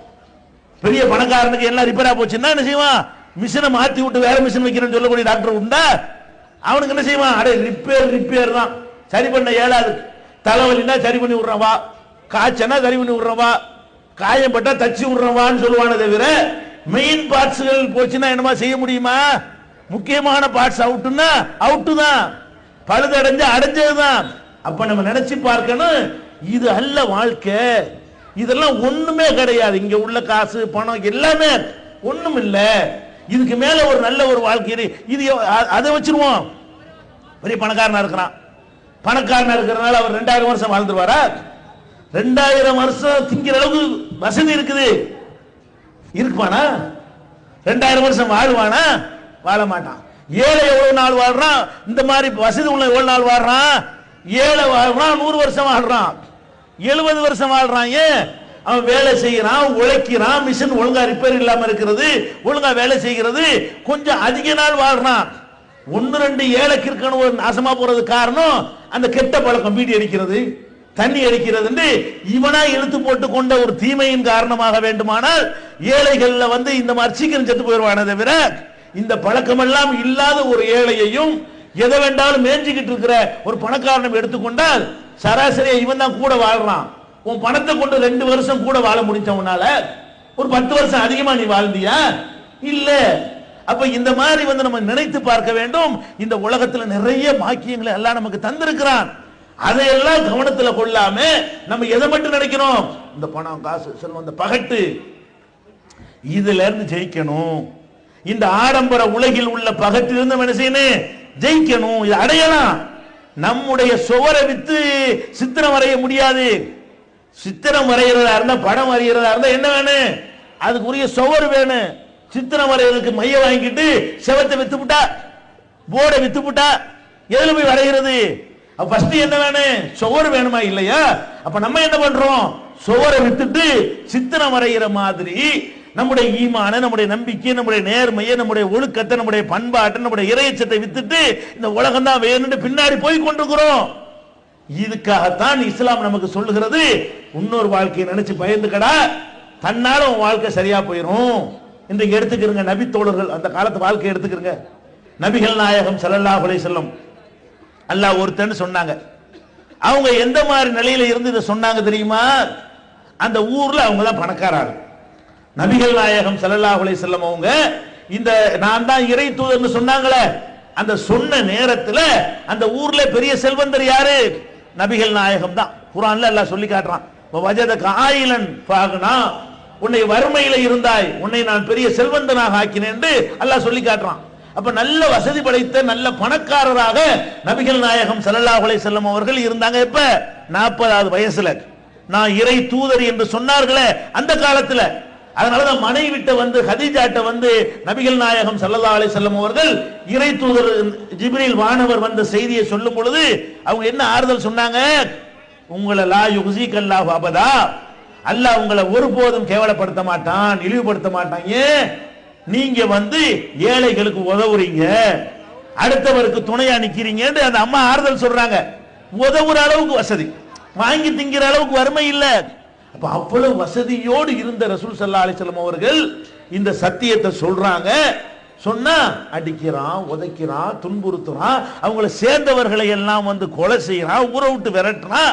கடைசியாக அவ்வளவு கஷ்டப்பட்டு சம்பாதித்த சொத்துக்களை விட்டுட்டு ஊரை விட்டு ஓடுனா தான் முடியும் என்கிற நிலைமை வரும் பொழுது இவ்வளவையும் விட்டுட்டு ஓடுனாங்களே, இதை எப்படி தியாகம் பண்ண முடிஞ்சு? ஏன் தியாகம் பண்ணாங்க? ஊர்லயே பெரிய பணக்காரரா இருந்த நபிகள் நாயகம் அவர்கள் இந்த கொள்கையை சொன்னதற்காக எனக்கு கொள்கை தான் முக்கியமே தவிர இந்த வசதி வாய்ப்புகள் இல்லைன்னு போனாங்கல்ல. அதுக்கு என்ன காரணம்? இதை நான் இறைவனுக்காக இழந்தால் எனக்கு இதை விட பெருசு அங்க கிடைக்கும். இந்த நம்பிக்கை தான் அவ்வளவு வறுமையிலையும், அவ்வளவு கஷ்டத்திலையும், அவ்வளவு எதிர்ப்புலையும், அவ்வளவு அடக்குமுறைகளையும், அவ்வளவு அடி உதைகளையும் ஒரே மாதிரி அவர்களை நிற்க வைத்தது. இப்படி சொகுசான அரண்மனை வாழ்க்கை வாழ்ந்த நபிகள் நாயகம் அவர்கள் இந்த கொள்கையை சொல்லி மதீனாவிற்கு சென்று ஒரு மாபெரும் சக்கரவர்த்தியாக ஆன காலத்தில் கூட அரசாங்க பணத்தை தொட மாட்டேங்கிறாங்க. ஏன் அந்த நிலை வந்துச்சு அவங்களுக்கு? அவங்க தான் ஜனாதிபதி, விரட்டி விடுறான், அது ஒரு கட்டம். மதீனாவுக்கு போறாங்க, ஜனாதிபதியாக ஆயிடுறாங்க. அவங்க சொல்ல கேட்டால் உலகமே அவங்களை கண்டு நடுங்குது. அவ்வளவு பெரிய ஒரு வல்லரசுக்கு சக்கரவர்த்தியாக ஆகக்கூடிய அந்த நேரத்தில் நபிகள் நாயகம் அவர்கள் முடிவெடுக்கிறாங்க, அரசாங்க பணத்திலிருந்து எதையும் தொடுவது இல்லை, உழைத்து சாப்பிடுவது. என்ன ஏற்பட்டது இதனால? ஆயிஷா நாயகி நபிகள் நாயகத்தினுடைய மனைவி சொல்றாங்க, ஒரு மாதம் கழிந்து விடும், 2 மாதமும் ஓடிவிடும், 3 மாதம் ஓடிவிடும், நாங்கள் அடுப்பே பத்த வச்சிருக்க மாட்டோம். நபிகள் நாயகத்தினுடைய மனைவி சொல்றாங்க, நபிகள் நாயகத்துக்கு வாழ்க்கப்பட்டதால் எங்களுக்கு என்ன கிடைச்சு தெரியுமா? 1 மாசமே அடுப்பு எரிச்சிருக்க மாட்டோம், இன்னொரு மாசமும் அடுப்பு எரிச்சிருக்க மாட்டோம், இன்னொரு மாசம் ஓடி 3 மாசம் அடுப்பே பத்த வைக்க மாட்டோம். அப்ப ஒருத்தர் கேட்கிறாரு, அடுப்பே பத்த வைக்காட்டி எப்படி வாழ்ந்தீங்க? திங்கணுமே, அடுப்பு பத்த வைக்கலன்னா எப்படி வாழ்ந்தீங்க? ஆயிஷா நாயகி சொல்றாங்க, இன்னமா ஹுவல் அஸ்வதான், பேரிச்சம்பளமும் தண்ணியும் தான். எங்க அடுப்பு அந்த அளவுக்கு வசதி எங்கள்கிட்ட எங்க இருந்துச்சு? அப்ப இந்த வாழ்க்கையை ஏன் அவர்கள் திருப்தியோடு சகித்து கொண்டார்கள்? அவர்கள் இந்த கொள்கையை விட்டுட்டு என்ன வேண்டாலும் செய்யலாம் என்று போயிருந்தால், நபிகள் நாயகம் நம்மகிட்ட ஆட்சி வந்துருச்சு, அதிகாரம் வந்துருச்சு, நம்ம இஷ்டத்துக்கு பூந்து விளையாடலாம் அப்படி நினைத்திருந்தால் 3 மாசம் அடுப்பு பத்தாத நிலைமை இருக்குமா? அப்ப இந்த வறுமை அவர்கள் அசைக்கவே இல்லை. அதை ஒரு கஷ்டமாக நினைக்கவே இல்லை, அது ஒரு வெக்கப்படவும் இல்லை. இல்லைன்னு சொன்னா நம்ம வெக்கப்படுவோமே, சாப்பிடலன்னு சொல்ல வெக்கப்படுவோமே, வெக்கப்படவும் இல்லை. அதை மன மகிழ்ச்சியோடு மன நிறைவோடு அவர்கள் சகித்து கொண்ட காட்சியை பார்க்கிறோம். ஆயிஷா நாயகி சொல்கிறார்கள், மாறா ரசூலுல்லாஹி ஸல்லல்லாஹு அலைஹி வஸல்லம் முன்குலன் கத்து, சல்லடையில் சலித்த மாவை நபிகள் நாயகம் ஸல்லல்லாஹு அலைஹி வஸல்லம் அவர்கள் யூஸ் பண்ணது இல்ல. மாவு இருக்குதுல, இந்த காலத்திலேயாவது சல்லடையில சலிக்காமல் நம்ம மாவை யூஸ் பண்ணலாம். ஏன், பட்டு மாதிரி அரைக்கக்கூடிய மிஷின்கள்லாம் வந்துருச்சு. அந்த காலத்துல மாவு அரைக்க இந்த மிஷின்லாம் இருந்துச்சா? இல்ல. அந்த காலத்துல என்ன, வீட்டுல திருகைட்டு வச்சிருப்பாங்க, அதுல கொண்டே கோதுமையை போடுவாங்க, ரெண்டு சுத்து சுத்துவாங்க. அது பட்டு மாதிரிலாம் அரைக்கிறதுக்கு தெரியாது, முடியாது, உடையும், குறுநல் மாதிரி என்ன செய்யும், உடையும், அவ்வளவுதான் அந்த மிஷினுக்கு முடியும். இந்த இதை சலிக்காம உள்ள இறக்க இயலுமா? முடியாது. இந்த மாவை குழைச்சி உருட்டி சாப்பிட்டுக்குருவோம். இது அகில உலக சக்கரவர்த்தியுடைய நிலைமைங்க. இது பெரிய மாபெரும் வல்லரசுக்கு அதிபராக இருந்தார அவர் வீட்டு நிலைமை இது. இந்த வறுமை உங்களை யாருக்காவது இருக்குதா? இல்ல. ஒரே ஒரு ஆள் இப்படி வறுமையில் இருக்கணும் சொல்லுங்க பாப்போம். ஒரு ஆடைக்கு மறு ஆடை இல்லை. யாருக்கு? நபிகள் நாயகம். அப்ப என்ன நீங்க நினைக்கணும், இந்த உலகத்தில் எவ்வளவு கஷ்டம் வரட்டுமே நான் சகித்துக் கொள்வேன். நான் படைக்கப்பட்ட இந்த உலகத்துக்காக இல்லை, அங்கே நல்லா இருப்பதற்காக. வறுமை வந்தாலும் கஷ்டம் வந்தாலும் புள்ள இல்லாட்டாலும் இருக்கிற புள்ள தொலைஞ்சு போனாலும் தருதலையா போனாலும் புருஷன் கைவிட்டாலும் பொண்டாட்டி கைவிட்டாலும் தாய் தகப்பன் துரோகம் செஞ்சாலும் நான் கலங்க மாட்டேன். நான் நானாகத்தான் இருப்பேன், நான் நல்லவனாகத்தான் இருப்பேன். அதில் வர்ற எவ்வளவு கஷ்டத்தையும் சகித்துக் கொள்வேன். அங்கே நான் நல்லவனாக இருக்க வேண்டும். இறைவன் முன்னால் நிறுத்தப்படும் பொழுது குற்றமற்றவனாக பாவமற்றவனாக நான் அங்க போய் நிக்கணும்னு நினைக்கணும். அதுக்கு தான் அவர்களுடைய வாழ்க்கை உதாரணமா எடுத்து காட்டுறோம். நபிகள் நாயகத்துடைய மனைவியுடைய வாழ்க்கை, சல்லடையை நாங்கள் பயன்படுத்தியது இல்லை. நபிகள் நாயகம் ஸல்லல்லாஹு அலைஹி வஸல்லம் வீட்டுல பாருங்க எந்த அளவுக்கு அவங்களுடைய நிலைமைண்டு. வீட்டுல தொழுவாங்க இரவு நேரத்துல. வீடுனா என்ன, அரண்மனையா? இல்ல, 10க்கு 10 கூட இல்லாத ஒரு சின்ன ஒரு குடிசை. அதுல அவர்கள் தொழும் பொழுது மனைவி படுத்து கிடப்பாங்களா, அவங்க படுத்து கிடப்பது தொழுவதற்கு இடைஞ்சலா இருக்கும். சின்ன இடமா இருக்கனால. பெரிய இடமா இருந்தா மனைவி ஒரு பக்கம் படுக்க வச்சுட்டு அவங்க ஒரு பக்கத்துல போய் தொழுவலாம். அப்ப தொழும் போது நெத்தியை கொண்டே தரையில வைக்கும் பொழுது மனைவியுடைய காலில் தான் வைக்கணும். அந்த அளவுக்கு சின்ன இடம். அப்ப நெத்தியை நிலத்துல வைக்கணும்னு தொழும் போது சஜிதா செய்யும் பொழுது அப்ப விரலை கொண்டு போய் ஆயிஷா நாயகி காலில் குத்துவாங்க. ஆயிஷா நாயகி மனைவி காலை மடக்கி கொள்வார்கள்.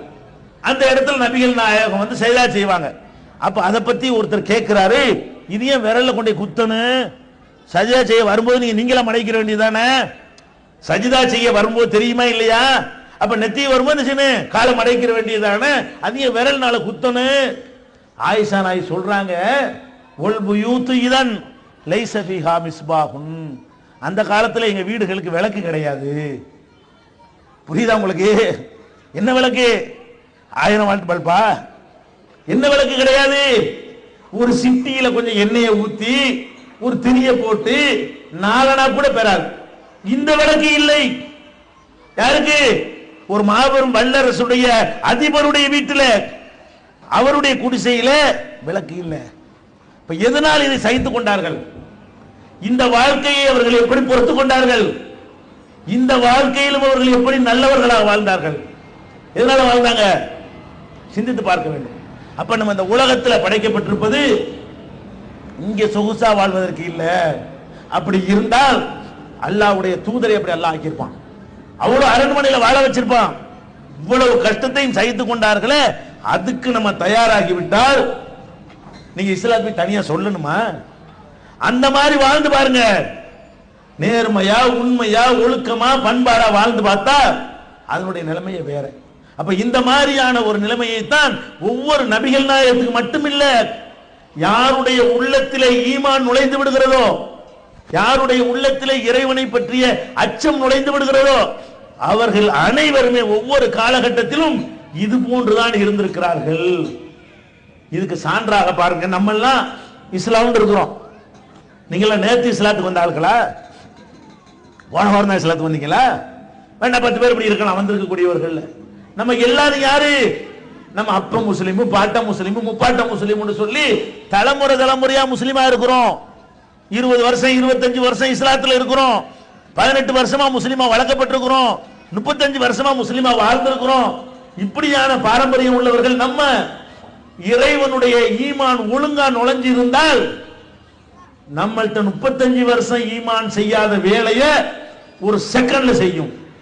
அதுக்கு சான்றாக அல்லாஹ் குர்ஆன்ல சில சம்பவங்கள் நமக்கு எடுத்து காட்டுகிறான். என்ன எடுத்து காட்டுறான்? நபிகள் நாயகம் ஸல்லல்லாஹு அலைஹி வஸல்லம் காலத்திற்கு முன்னால் மூசா என்கிற ஒரு நபியை, மூசா நபியை அல்லாஹ் அனுப்புறான். யாரிடத்தில் அனுப்புறான்? ஃபிரௌன் என்ற கொடியவனை திருத்துவதற்காக வேண்டி மூசாங்கிற ஒரு இறை தூதரை அல்லாஹ் அனுப்புகிறான். அவங்க போய் என்ன செய்யறாங்கன்னு கேட்டா, இறைவனை பற்றியும் மறுமையை பற்றியும் அவனுக்கு எடுத்து சொல்கிறார்கள். மூசா நபி சொல்லுகிறார்கள். அவன் எந்த மாதிரி கொள்கை உள்ளவன் என்று கேட்டா, நான் தான் கடவுள்னு சொல்லக்கூடியவன். ஃபிரௌன்கிறவன் யாரு? நான் தான் கடவுள், அன ரப்புக்குமுல் அலா, கடவுளே நான் தான்டான்னு சொல்றான். மக்கள் எல்லாம் அவனை வணங்க வேண்டும் என்று வற்புறுத்துகிறான். அப்ப நான் தான் கடவுள்னு சொல்லக்கூடிய ஒரு மன்னன்ட்ட போய் நீ கடவுள் இல்ல, ஏன்னா கடவுளுக்குன்னு சில இலக்கணம் இருக்குதுல்ல. கடவுள்னு சொன்னா என்ன செய்யக்கூடாது? சாப்பிடக்கூடாது, நீ சாப்பிடுற. கடவுள்னா தூங்கக்கூடாது, நீ தூங்குற. கடவுள்னா பொண்டாட்டி புடையில வாழக்கூடாது, நீ வாழ்ற. கடவுள்னா முதுமை அடையக்கூடாது, நீ அடைகிற. கடவுள்னா நோய்வாய்ப்படக்கூடாது, நீ நோய்வாய்ப்படுற. கடவுள்னா கவலைப்படக்கூடாது, நீ கவலைப்படுற. கடவுள்னா கடவுளை யாரும் பாதுகாக்க கூடாது, உன்னை இவ்வளவு பேர் மக்கள் ராணுவம் உன்னை பாதுகாக்க வேண்டி இருக்கிறது, நீ கடவுளா என்று மூசா நபி அவர்கள் தன்னை கடவுள் என்று வாதிட்டவன்ட்ட போய் நீ கடவுள் இல்ல. யாரு கடவுளு? உனக்கு இந்த எகிப்தை விட்டா வேற என்ன உனக்கு தெரியாது? இதை தாண்டி எவ்வளவு உலகம் இருக்குடா. அதை ஒருத்தன் படைச்சிருப்பான்ல, இந்த சூரியனை ஒருத்தன் படைச்சிருப்பான்ல, சந்திரனை படைச்சிருப்பான்ல, கோள்களை படைச்சிருப்பான்ல, காத்த படைச்சிருக்கிறான்ல, மழையை தர்றான்ல, பயிர் பச்சைகளை முளைக்க செய்யறான்ல, அவன் தாண்டா கடவுள், நீ எப்படா கடவுள் என்று மூசா நபி அவர்கள் அறிவுபூர்வமான முறையில அவனுக்கு கடவுளை பத்தி சொல்றாங்க. அவன் ஏத்துக்குவானா? கடவுள்னு சொல்லி அவ்வளவு அந்தஸ்தையும் சொகுசையும் அனுபவித்தவனுக்கு இதை ஒப்புக்கொள்ள முடியல. மூசா நபி என்ன செய்யறாங்கன்னு கேட்டா, இறை தூதர்களை அல்லாஹ் அனுப்பும் பொழுதெல்லாம் இறை தூதருக்கு ஆதாரமா சில அற்புதங்களை கொடுப்பான். சில அற்புதங்களை கொடுத்து அதை நிகழ்த்தி காட்டி இறை தூதர்னு ப்ரூவ் பண்றதுக்காக வேண்டி மூசா நபி அவர்கள் என்ன செய்யறாங்க? அவங்களுக்கு கொடுத்த அற்புதம் என்னவென்றால், அவங்க கையில ஒரு கைத்தடியை வச்சிருப்பாங்க. அல்லாஹ்வுடைய உத்தரவை பெற்று அது கீழே போட்டாங்கன்னா அது பாம்பாக மாறிடும். இந்த பார்ப்பா, நான் ஒரு மனுஷன் தான், நான் கடவுள் கிடையாது, கடவுள் என்னை தூதரை அனுப்பி இருக்கிறார், அதுக்கு ஆதாரம் வேணுங்கிறியா? இந்த பாரு கடவுள் சொல்லி நான் இதை போடுறேன், பாம்பா மாறுதுல. இதுல என்ன தெரியுது? நான் ஒரு பெரிய இடத்துல இருந்து வந்திருக்கேன்னு தெரியுதா? ஒரு சூப்பர் பவர் என்னை அனுப்பியிருக்கான்னு தெரியுதா? அதுக்குரிய ஆதாரத்தை கொண்ட காட்டிட்டேனா அப்படின்னு மூசா நபி என்ன செய்யறாங்க? இறைவன் கொடுத்தனுப்பிய இந்த அற்புதத்தை மக்கள் அவன் முன்னாடி போடுறாங்க. அப்போ ஆச்சும் விளங்கணுமா இல்லையா? அவன் என்ன செய்யறான்? பூ இதானா? எது? ஒரு கைத்தறியை போடுறாரு, பாம்பா மாறுதுங்க. அவன் என்ன சொல்றான்? இதானா? இது மாதிரி செய்யறதுக்கு எங்க நாட்டில் எத்தனையோ மந்திரவாதிகள் இருக்காங்களே, வர்றியா, போட்டிக்கு வர்றியா, வச்சுக்கிறோமான்னு கேட்கறான். மூசா நபி என்ன பண்றாங்க? சரி, போட்டி ஏற்பாடாயிருச்சு. என்ன போட்டி?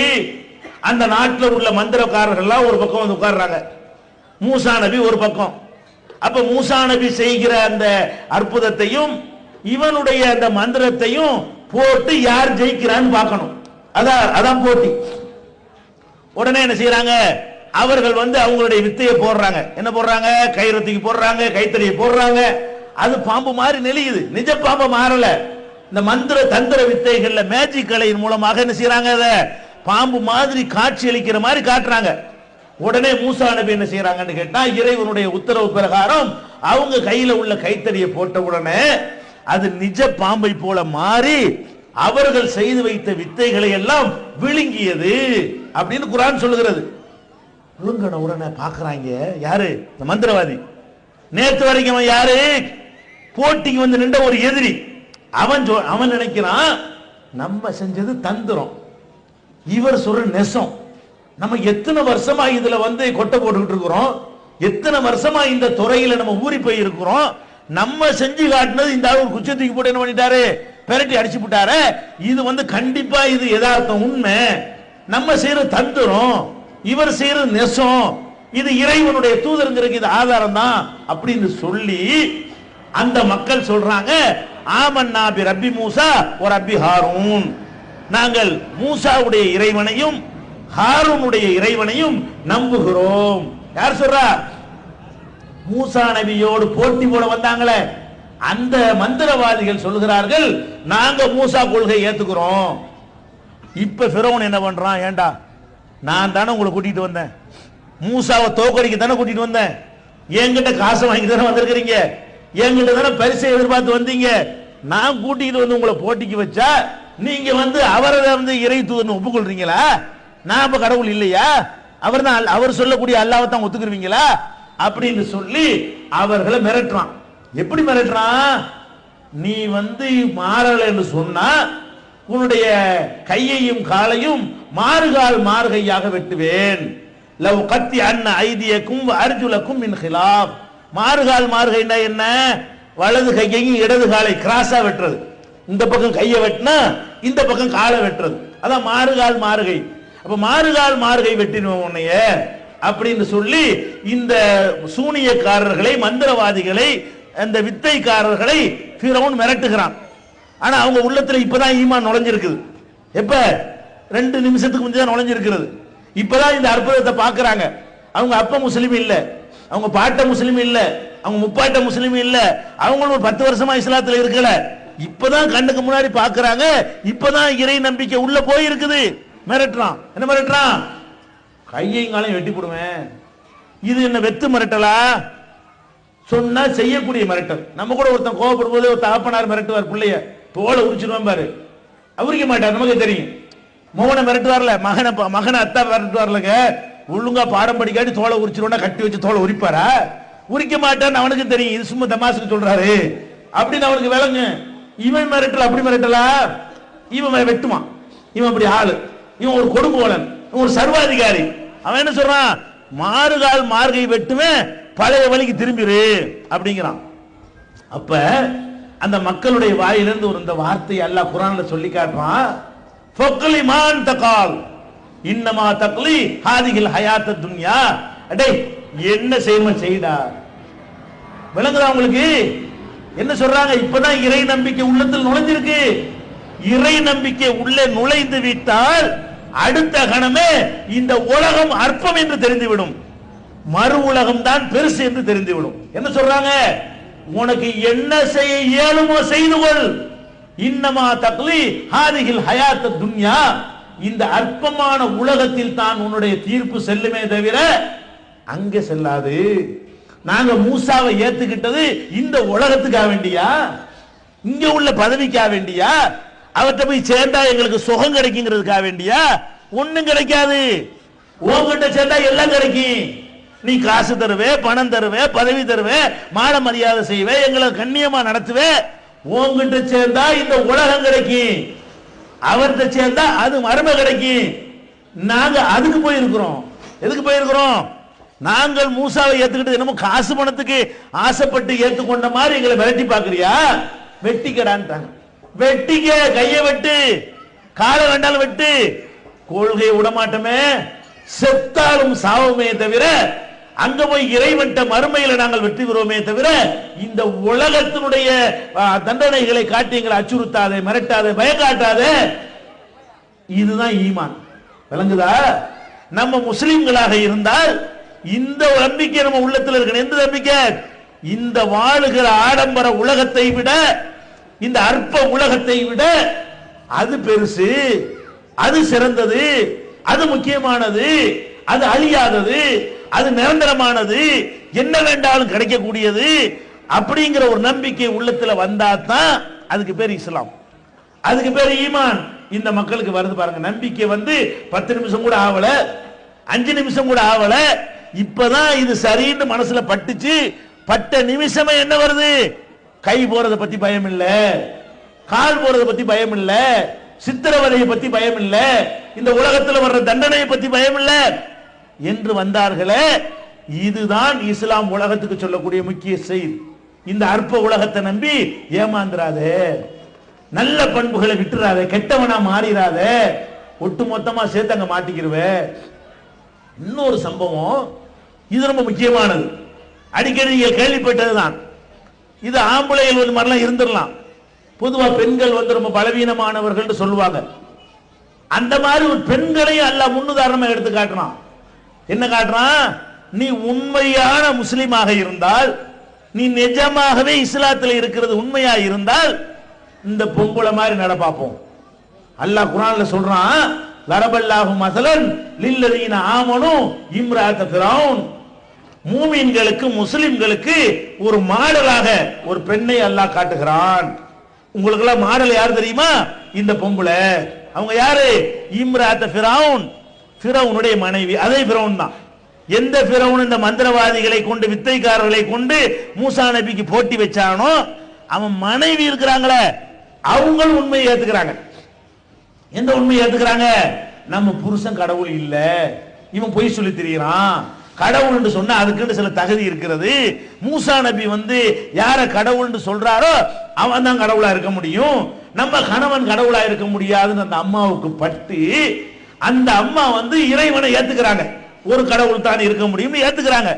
புருஷன் செய்யற சொல்லு தப்பு, புருஷன் கொள்கை தப்பு, அவனுடைய வாதம் தப்பு, அவனுடைய பிரச்சாரம் தப்பு அப்படின்னு சொல்லி கணவன்ட்டை எதிர்த்து ஃபைட் பண்றாங்க. நான் அந்த பக்கம் சேர்ந்துட்டேங்கிறாங்க. அவனுக்கு மனைவியா இருந்துகிட்ட, மனைவியா வேண்டாம் நான் உனக்கு இருக்கலாம், கொள்கையில நான் அங்கிட்டு இருக்கிறேன், இறைவனை ஏத்துக்கிற விஷயத்தை நான் அந்த பக்கம் இருக்கிறேன்னு சொல்லி அவங்க இந்த பக்கம் வர்றேன்னு சொல்றாங்க. என்ன நடக்கும் யோசிச்சு பாருங்க. இந்த அம்மாவை தான் அல்லாஹ் சொல்றான், லரபல்லாஹு மஸலன் லில்லதீன ஆமனு, நம்பிக்கை கொண்ட மக்களுக்கு இறைவன் எடுத்து காட்டுகிறான். இம்ராஅத் ஃபிரௌன், ஃபிரௌன் என்பவனுடைய அந்த கொடுங்கோலனுடைய மனைவியை காட்டுகிறான். அவங்க என்ன செஞ்சாங்க?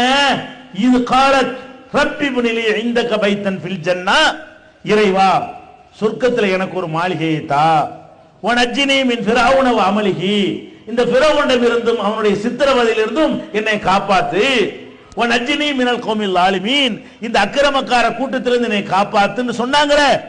அந்த விஷயத்தில் அந்த அம்மா தான் உலகத்து முஸ்லிம்களுக்கெல்லாம் முன்மாதிரி. ஆம்பளைக்கு அவங்க தான் முன்மாதிரி, ஒரு பொம்பளைக்கும் அவங்க தான் முன்மாதிரி. நீ ஒரிஜினல் முஸ்லிமா இருந்தால், நீ டூப்ளிகேட்டா இல்லாம இருந்தால் நீ என்னவா இருக்கணும்? இந்த அம்மா மாதிரி இருக்கணும். இந்த அம்மா என்ன பண்ணாங்க? அதான் யோசிச்சு பார்க்க வேண்டிய விஷயம். இந்த அம்மா ராணியா இருக்கிறாங்க, ஒரு ராஜாவுக்கு ராணியா இருக்கிறாங்க. ராஜாவுக்கு ராணியா இருந்தா எப்படி வாழ்க்கை இருக்கு? எப்படி வாழ்க்கை இருக்கு சொல்ல முடியுமா? அந்த மாதிரி சொகுசு என்ன வேண்டாலும் கிடைக்கும். இந்த காலத்தில் ஒரு ஜனநாயக நாட்டிலே ஒரு பிரதமருக்கு பொண்டாட்டியா இருந்தா அந்த பொண்டாட்டியும் கூட்டிட்டு ஒரு ஊரா சுத்துறான்.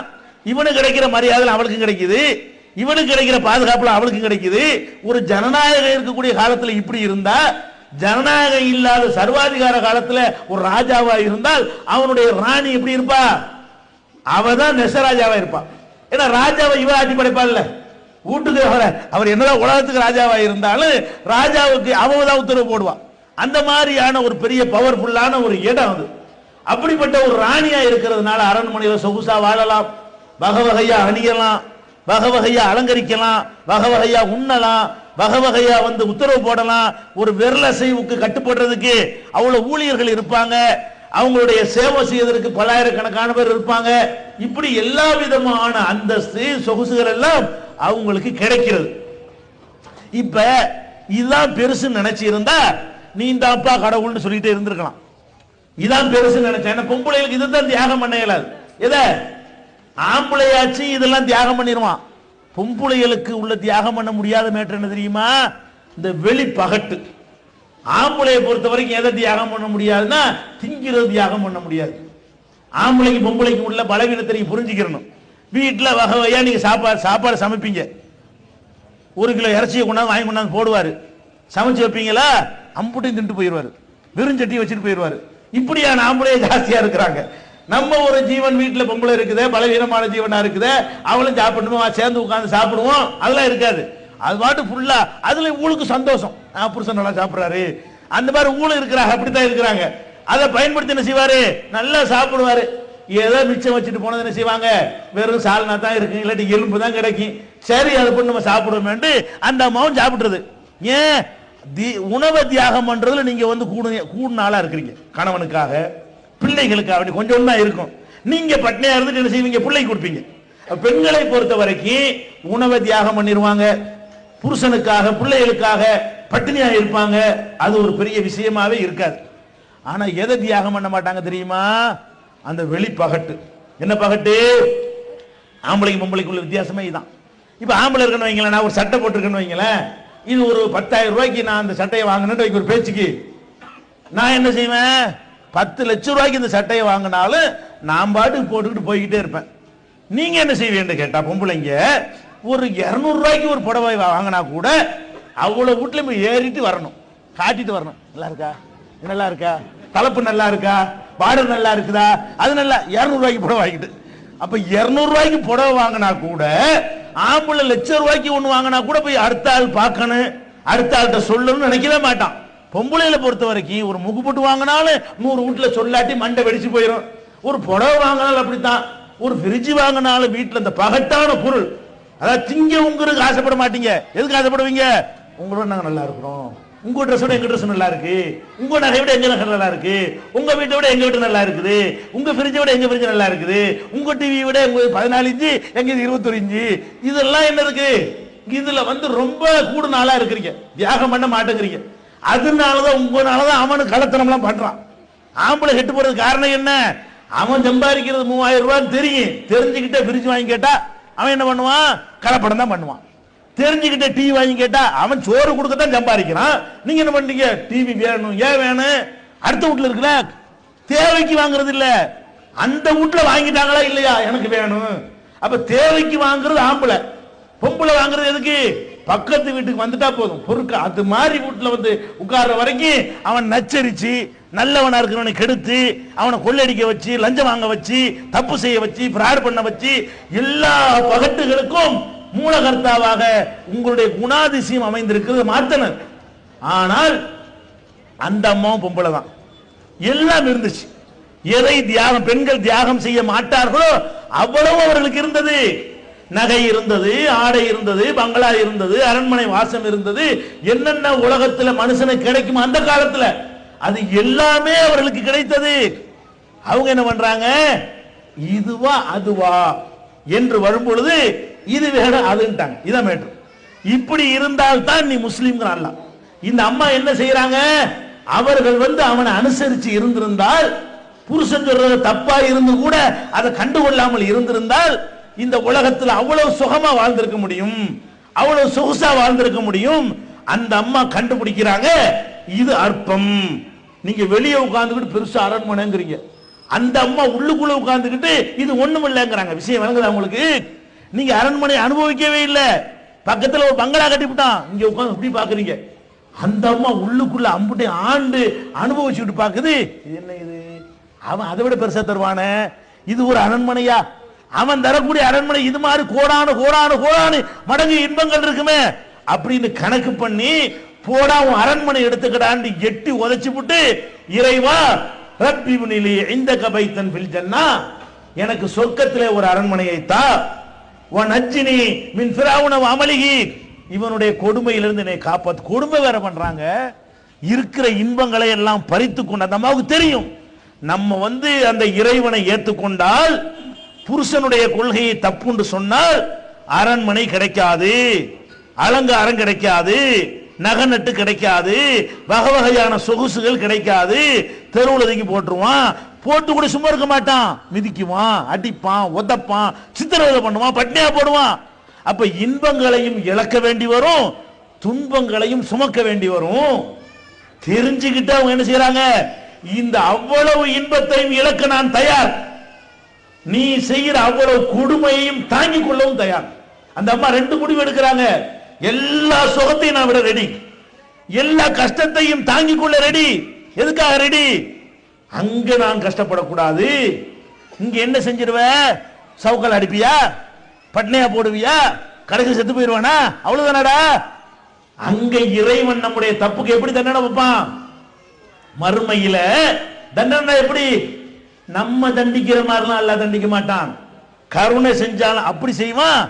நரகத்துல தூக்கி போட்டால் எரிஞ்சி கட்டையா போய் ஒண்ணும் இல்லாம போயிட்டா கூட அது நமக்கு தெரியாது, கொஞ்ச நாள்ல போயிடும். அல்லாஹ் குர்ஆன்ல சொல்லி காட்டுகிறான், குல்லமா நலிஜத் ஜுலூதுஹும் பத்தல்நாஹும் ஜுலூதன் கைரஹா.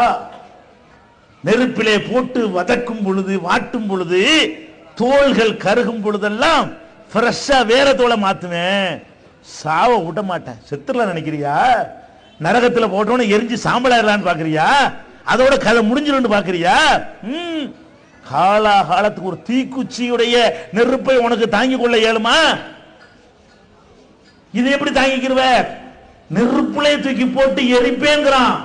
அது எப்படி எரிப்பாங்கிறான்? தோலை மாத்திக்கிட்டே இருப்பான். தோல்ல தான் வேதனையை உணரக்கூடிய நரம்புகள்லாம் இருக்கிறது. கருகும் பொழுது கருக கருக வேற தோல் மாத்தி மாத்தி நம்ம செஞ்ச அக்கிரமத்துக்காக வேண்டி என்றென்றும் நெருப்புல கிடந்து வேகிறது என்றால் அதை தாங்க இயலுமா? இந்த அம்மா கணக்கு பண்றாங்க. அம்மாடி, அந்த தண்டனையோட ஒப்பிட்டு பார்த்தா இவன் மிதிக்கிறதெல்லாம் பெரிய தண்டனையா? இவன் அடிக்கிறதெல்லாம் ஒரு தண்டனையா? இவன் பட்னையா போறதெல்லாம் ஒரு தண்டனையா? இவன் செய்யற கொடுமையெல்லாம் ஒரு கொடுமையா? வேணாம், அல்ல அங்க என்னை கொடுமைப்படுத்தாத, இங்க எந்த கொடுமை வேண்டாலும் செய்யட்டும், நான் ஏத்துக்கிற தயார். இன்பத்தை எடுத்துக்கிறோமே, என்ன இன்பம்? இங்க என்ன பெரிய இன்பம் இருக்குங்கிற? ஒரு வீடை கட்டினா எவ்வளவு? 50 வருஷம் நிக்குமா? 2 வருஷத்துக்கு புது வீடு வாங்க, அப்புறமேல் 3ஆம் வருஷம் பழைய வீடு தான். ஒரு ட்ரெஸ் ஆடையை வாங்குற, எத்தனை நாளைக்கு புது ஆடை? ஒரு சலவைக்கு போற வரைக்கும் தான், துவைச்சிட்டா பழைய ஆடை. நீ போற ஆடையை புதுசுன்னு சொல்லிக்கிற முடியுமா? கட்டின வீட்டை புதுசுன்னு சொல்ல முடியுமா? வாங்கி காரை வாங்கிட்டு நாளைக்கு வித்தா செகண்ட் ஹேண்ட் ரேட்டு தான். இன்னைக்கு காரை வாங்கி நாளைக்கு வித்தா பழைய காரு உனக்குதான். இன்னைக்கு டிவி வாங்கிட்டு நாளைக்கு வித்தா பழைய டிவி. இன்னைக்கு செல்போனை வாங்கிட்டு ஒரு நாள் யூஸ் பண்ணிட்டு அடுத்தவனுக்கு வித்தீங்கன்னா பாதி காசு தான். அப்ப அந்த மாதிரி எல்லாம் பழசா போகுது. அங்கே பழசா போகுமா? அழியுமா? அப்ப அழியாத என்ன வேண்டாலும் கிடைக்குமா? அங்க போயிட்டோம்னு கேட்டா லஹும் ஃபீஹா மா தஸ்தஹில் அன்ஃபுசு, அவர்கள் மனம் விரும்பக்கூடிய அத்தனையும் அங்க கிடைக்கும். இதையெல்லாம் அந்த அம்மா பாக்குறாங்க. எந்த அம்மா? ஃபிரௌனுடைய மனைவி பாக்குறாங்க.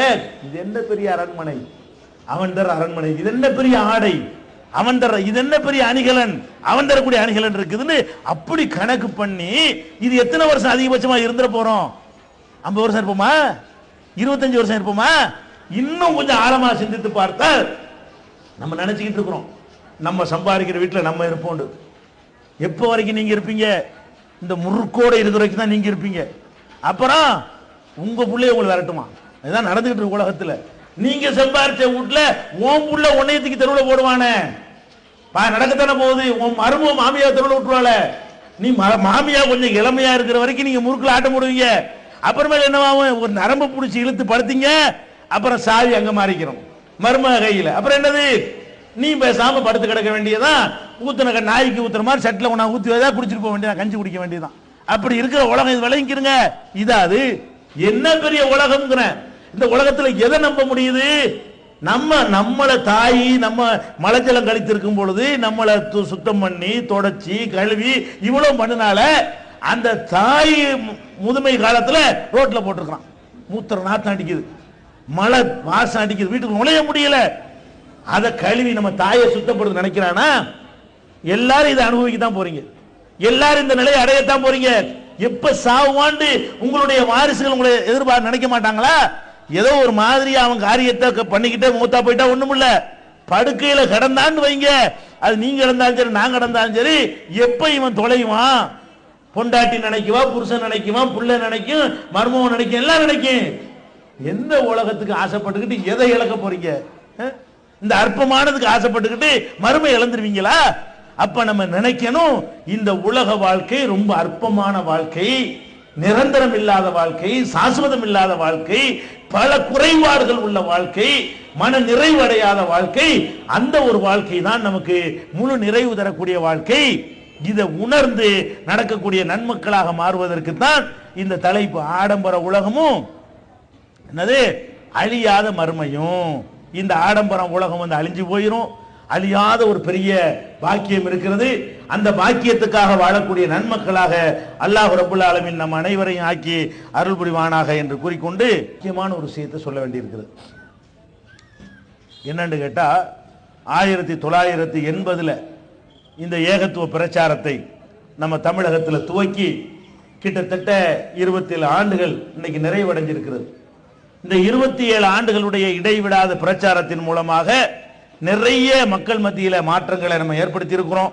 இம்மையுடைய முன்னேற்றத்திற்கும் மறுமை வெற்றிக்காகவும் நிறைய அல்லாஹ் நினைஞ்சிருக்கிறான். இந்த ஜமாத் மூலமாக ஒரு நல்ல நிலையை உண்டாக்கி இருக்கிறான். இதை இன்னும் சிறப்பாக செய்வதற்காக வேண்டி, இந்த ஏகத்துவ எழுச்சியை பறைசாற்றுவதற்காக வேண்டி தஞ்சாவூர்ல ஒரு பிரம்மாண்டமான தௌஹீத் எழுச்சி மாநாடை நாங்கள் ஏற்பாடு செய்திருக்கிறோம். இந்த ஜமாத் மூலமாக நீங்க மாநாடு என்று நினைத்துக் கொள்ளக்கூடாது. இந்த மாதிரி கூட்டி வச்சுக்கிட்டு 2 நாளைக்கு 2 நாள் மே 10, 11 2 நாள் பயான் பண்ணிக்கிட்டே இருப்பாங்க, 48 மணி நேரம் மனசு உட்கார கேளுமா அப்படின்னு நினைச்சிடக்கூடாது. மாநாடு என்று சொன்னால் நீங்கள் தமிழகத்தில் எங்கேயும் கண்டிராத ஒரு மாநாடு, நீங்கள் கற்பனை செய்து பார்த்திராத மாநாடு. மாநாடு என்பது வெறும் பயானாக மட்டும் இல்லாத பலவிதமான அம்சங்களை கொண்டதாக அந்த மாநாட்டை நாங்கள் வடிவமைத்திருக்கிறோம். அந்த மாநாடு எப்படி இருக்கும் என்று கேட்டால், அந்த மாநாட்டினுடைய 2 நாட்களும் ஒரே ஒரு நேரத்தில் தான் எல்லோரும் ஒன்னா கூடி ஒரு 2 மணி நேரம் 3 மணி நேரம் உரை கேட்பீர்கள். மீதி நேரமெல்லாம் எடுத்துக்கொண்டீர்களேயானால் 35க்கு மேற்பட்ட அரங்கங்கள் இருக்கும். ஒவ்வொரு அரங்கத்திலையும் ஒவ்வொரு விதமான நிகழ்ச்சிகள் நடந்து கொண்டே இருக்கும். எல்லா வேணுங்கிற தேர்ந்தெடுத்து போய் அதில் என்ன செய்யலாம், பயன்படுத்திக் கொள்ளலாம். கண்காட்சி ஒரு பக்கம் நடக்கும், குரான் கண்காட்சின்னு ஒரு கண்காட்சி இருக்கும். அந்த காலத்து இந்த காலத்தில் உள்ள குரான்கள், கையால் எழுதின குரான்கள், இப்படி குரான்கள், இப்படி குரான், பெரிய குரான்கள், இப்படி ஒவ்வொரு காலத்திலும் எழுதப்பட்ட அச்சிடப்பட்ட எல்லா விதமான குரான்களும் அங்க ஒரு கண்காட்சிக்கு வைக்கப்பட்டிருக்கும். நூல்களுக்கான கண்காட்சி தனியாக இருக்கும். இஸ்லாம் தொடர்பான சாப்ட்வேர்கள் என்னென்னலாம் வந்திருக்கிறது என்று கம்ப்யூட்டர் கண்காட்சி ஒரு பக்கம் நடந்து கொண்டே இருக்கும்.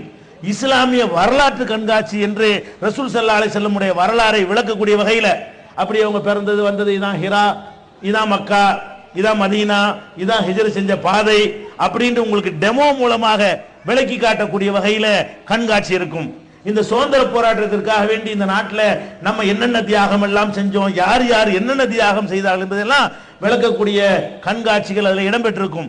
இஸ்லாம் இன்னைக்கு விஞ்ஞானத்தை தெளிவாக சொல்லக்கூடிய ஒரு மார்க்கம், அறிவியல் அன்னைக்கே முன்னறிவிப்பு செய்த மார்க்கம்.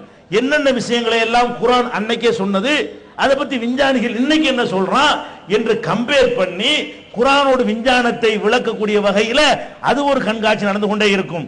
அதே மாதிரி குடும்ப பிரச்சனைகள், சட்ட பிரச்சனைகள் சிக்கி தவிப்பவர்களுக்கு ஆலோசனை சொல்வதற்காக வழக்கறிஞர்களை வைத்து அது ஒரு அரங்கம் வச்சிருப்போம். யாருக்கு சட்டம் வேண்டால் ஃப்ரீயாக போய் நீங்கள் தெரிந்து கொள்ளலாம். அதே மாதிரி காசு பணத்தை வச்சுக்கிறவங்க என்ன தொழில் செய்யறது தெரியாம தடுமாறுறீங்களா, பொருளாதார நிபுணர்களை வைத்து 1 லட்சம் ரூபாய் வச்சுக்கிட்டு என்ன செய்யலாம், 2 லட்சம் ரூபாய் வச்சுக்கிறார் என்ன செய்யலாம், அடுத்தவன்ட்ட கையேந்தாம எப்படி முன்னேறலாம் என்று வழிகாட்டுவதற்காக அதுக்கு ஒரு அரங்கம் தனியா இருக்கும். அந்தந்த செக்ஷனை தேடுத்து அவங்க போயிடுவாங்க. இளைஞர்கள் இருக்கிறார்களா, என்ன படிக்கலாம், என்ன படிச்சா என்ன வேலை கிடைக்கும், அது எங்கெங்க கல்லூரிகள் இருக்கிறது, எதுல அப்ளை பண்ணலாம், எதுக்கு பிரகாசமான எதிர்காலம் இருக்கிறது, வசதி இல்லாத மாணவர்களுக்கு உதவிகள், நிதி உதவிகள் அரசாங்கத்தில் இருந்தும், தொண்டு நிறுவனங்கள் எப்படி எப்படி பெறலாம், யார் யாரெல்லாம் உதவி செய்யறா என்கிற விவரங்களை எல்லாம் கேட்டறி நினைத்தால் அங்கனே கேட்டுக்கொள்ளலாம். அதே மாதிரி கேள்வி பதில்களை சொல்வதற்காகவே பெரிய அரங்கம், மாநாட்டு கேள்வி மாதிரி இல்ல, தனியா போய் உட்கார்ந்து 10 கேள்வி இருந்தா அப்படி விளக்கம் சொல்லுவாங்க. ஒவ்வொரு தனிநபரும் தனித்தனியாக சந்தித்து ஆண்களுக்கு விளக்கம் சொல்ல ஆண் ஆலிமாக்களும், பெண்களுக்கு விளக்கம் சொல்ல பெண்களை வைத்து என்ன செய்யறோம், நம்ம அதற்கான விளக்கம் தனியா பண்றோம். இப்படி பல மேஜிக் நிகழ்ச்சிகள், இப்படி பல அது பார்த்தாலே நீங்கள் வியப்படைகிற வகையில 2 நாளும் குழந்தைகளுக்கு பொழுதுபோக்கு அம்சங்களை அதில் என்ன செய்யறோம், குழந்தைகள் வந்து சிரமப்படக்கூடாது இல்லையா, அப்படி எல்லா விதமான வசதிகளோட 100 ஏக்கர் நிலப்பரப்புல, 100 ஏக்கர்னா பாத்துக்கங்க, அவ்வளவு பெரிய இடத்துல ஒரு நகரத்தை உருவாக்கி உள்ள நுழைந்து விட்டால் இஸ்லாத்தை பற்றி உங்களுக்கு இருக்கிற எல்லா சந்தேகங்களை தீர்த்து கொண்டு செல்ற வகையில் அது பயனுள்ளதாக இருக்கும். இப்பவே அதுக்கு வருவதற்காக காசு பணத்தை இந்த மாதிரி ஓசியில கூட்டிட்டு போற கூட்டம் இல்லை இது.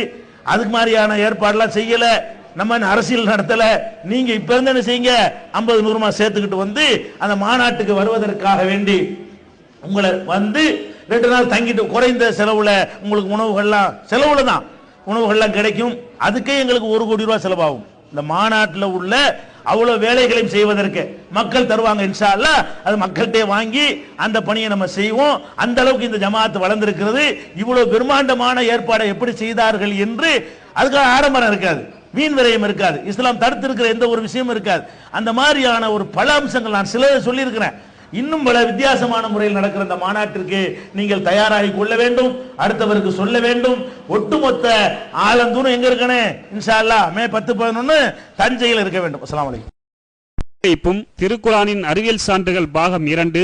இஸ்லாம் பெண்கள் உரிமையை பறிக்கிறதா? பிறை ஒரு விளக்கம். இஸ்லாம் ஒரு இனிய மார்க்கம். நபி தோழியர் வரலாறு. குற்றச்சாட்டுகளும் பதில்களும். நோன்பு. இயேசு இறைமகனா? வருமுன் உரைத்த இஸ்லாம். உண்மை தோழர் அபூபக்கர் அலி. பெண்களுக்கான நபி வழி சட்டங்கள். அறிவுச்சுடர் அன்னை ஐசார் அலி. இஸ்லாத்தில் சொர்க்கம் நரகம். நபி தோழர்களும் நமது நிலையும். துவாக்களின் தொகுப்பு. முகைதீன் மௌலிது ஒரு ஆய்வு. குரானை எளிதில் ஓதிட.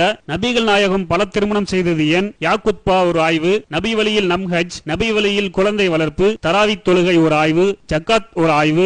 இஸ்லாத்தில் இல்லறம். கியாமத் நாளின் 10 அடையாளங்கள். நபிகளாரின் நற்போதனைகள். மன்னரை வாழ்க்கை. பைபிளில் நபிகள் நாயகம். இஸ்லாத்தின் பார்வையில் பில்லி சூனியம். தர்கா வழிபாடு. நபிகளாரின் இறுதி நாட்கள். இஸ்லாமிய கொள்கை. சரியான ஹதீஸ்களும் தவறான ஹதீஸ்களும். சந்திக்கும் வேளையில் கொள்கை விளக்கம். பேய் பிசாசு உண்டா? கற்பனை கதைகள். நவீன பிரச்சனைகளும் தீர்வுகளும். தப்லிக் தாகலின் தொகுப்பு. சுபகான மௌலிது ஒரு ஆய்வு. மனிதனுக்கேற்ற மார்க்கம். நேர்ச்சையும் சத்தியமும் மனனம் செய்வோம். விளக்கப்பட்ட உணவுகள். அர்த்தமுல்லா இஸ்லாம். குர்பானியின் சட்டங்கள். தொழுகை. இஸ்லாத்தின் பார்வையில் கனவுகள். இஸ்லாமிய திருமணம். இறைவனிடம் கையேந்துங்கள். மிராஜும் அதன் படிப்பினைகளும். வேதம் கொடுக்கப்பட்டோர் யார்? மற்றும் prophet Muhammad the greatest man. Moon publication 83/3 மூர்தரு முதல் மாடி மண்ணடி சென்னை 1. Phone number 6569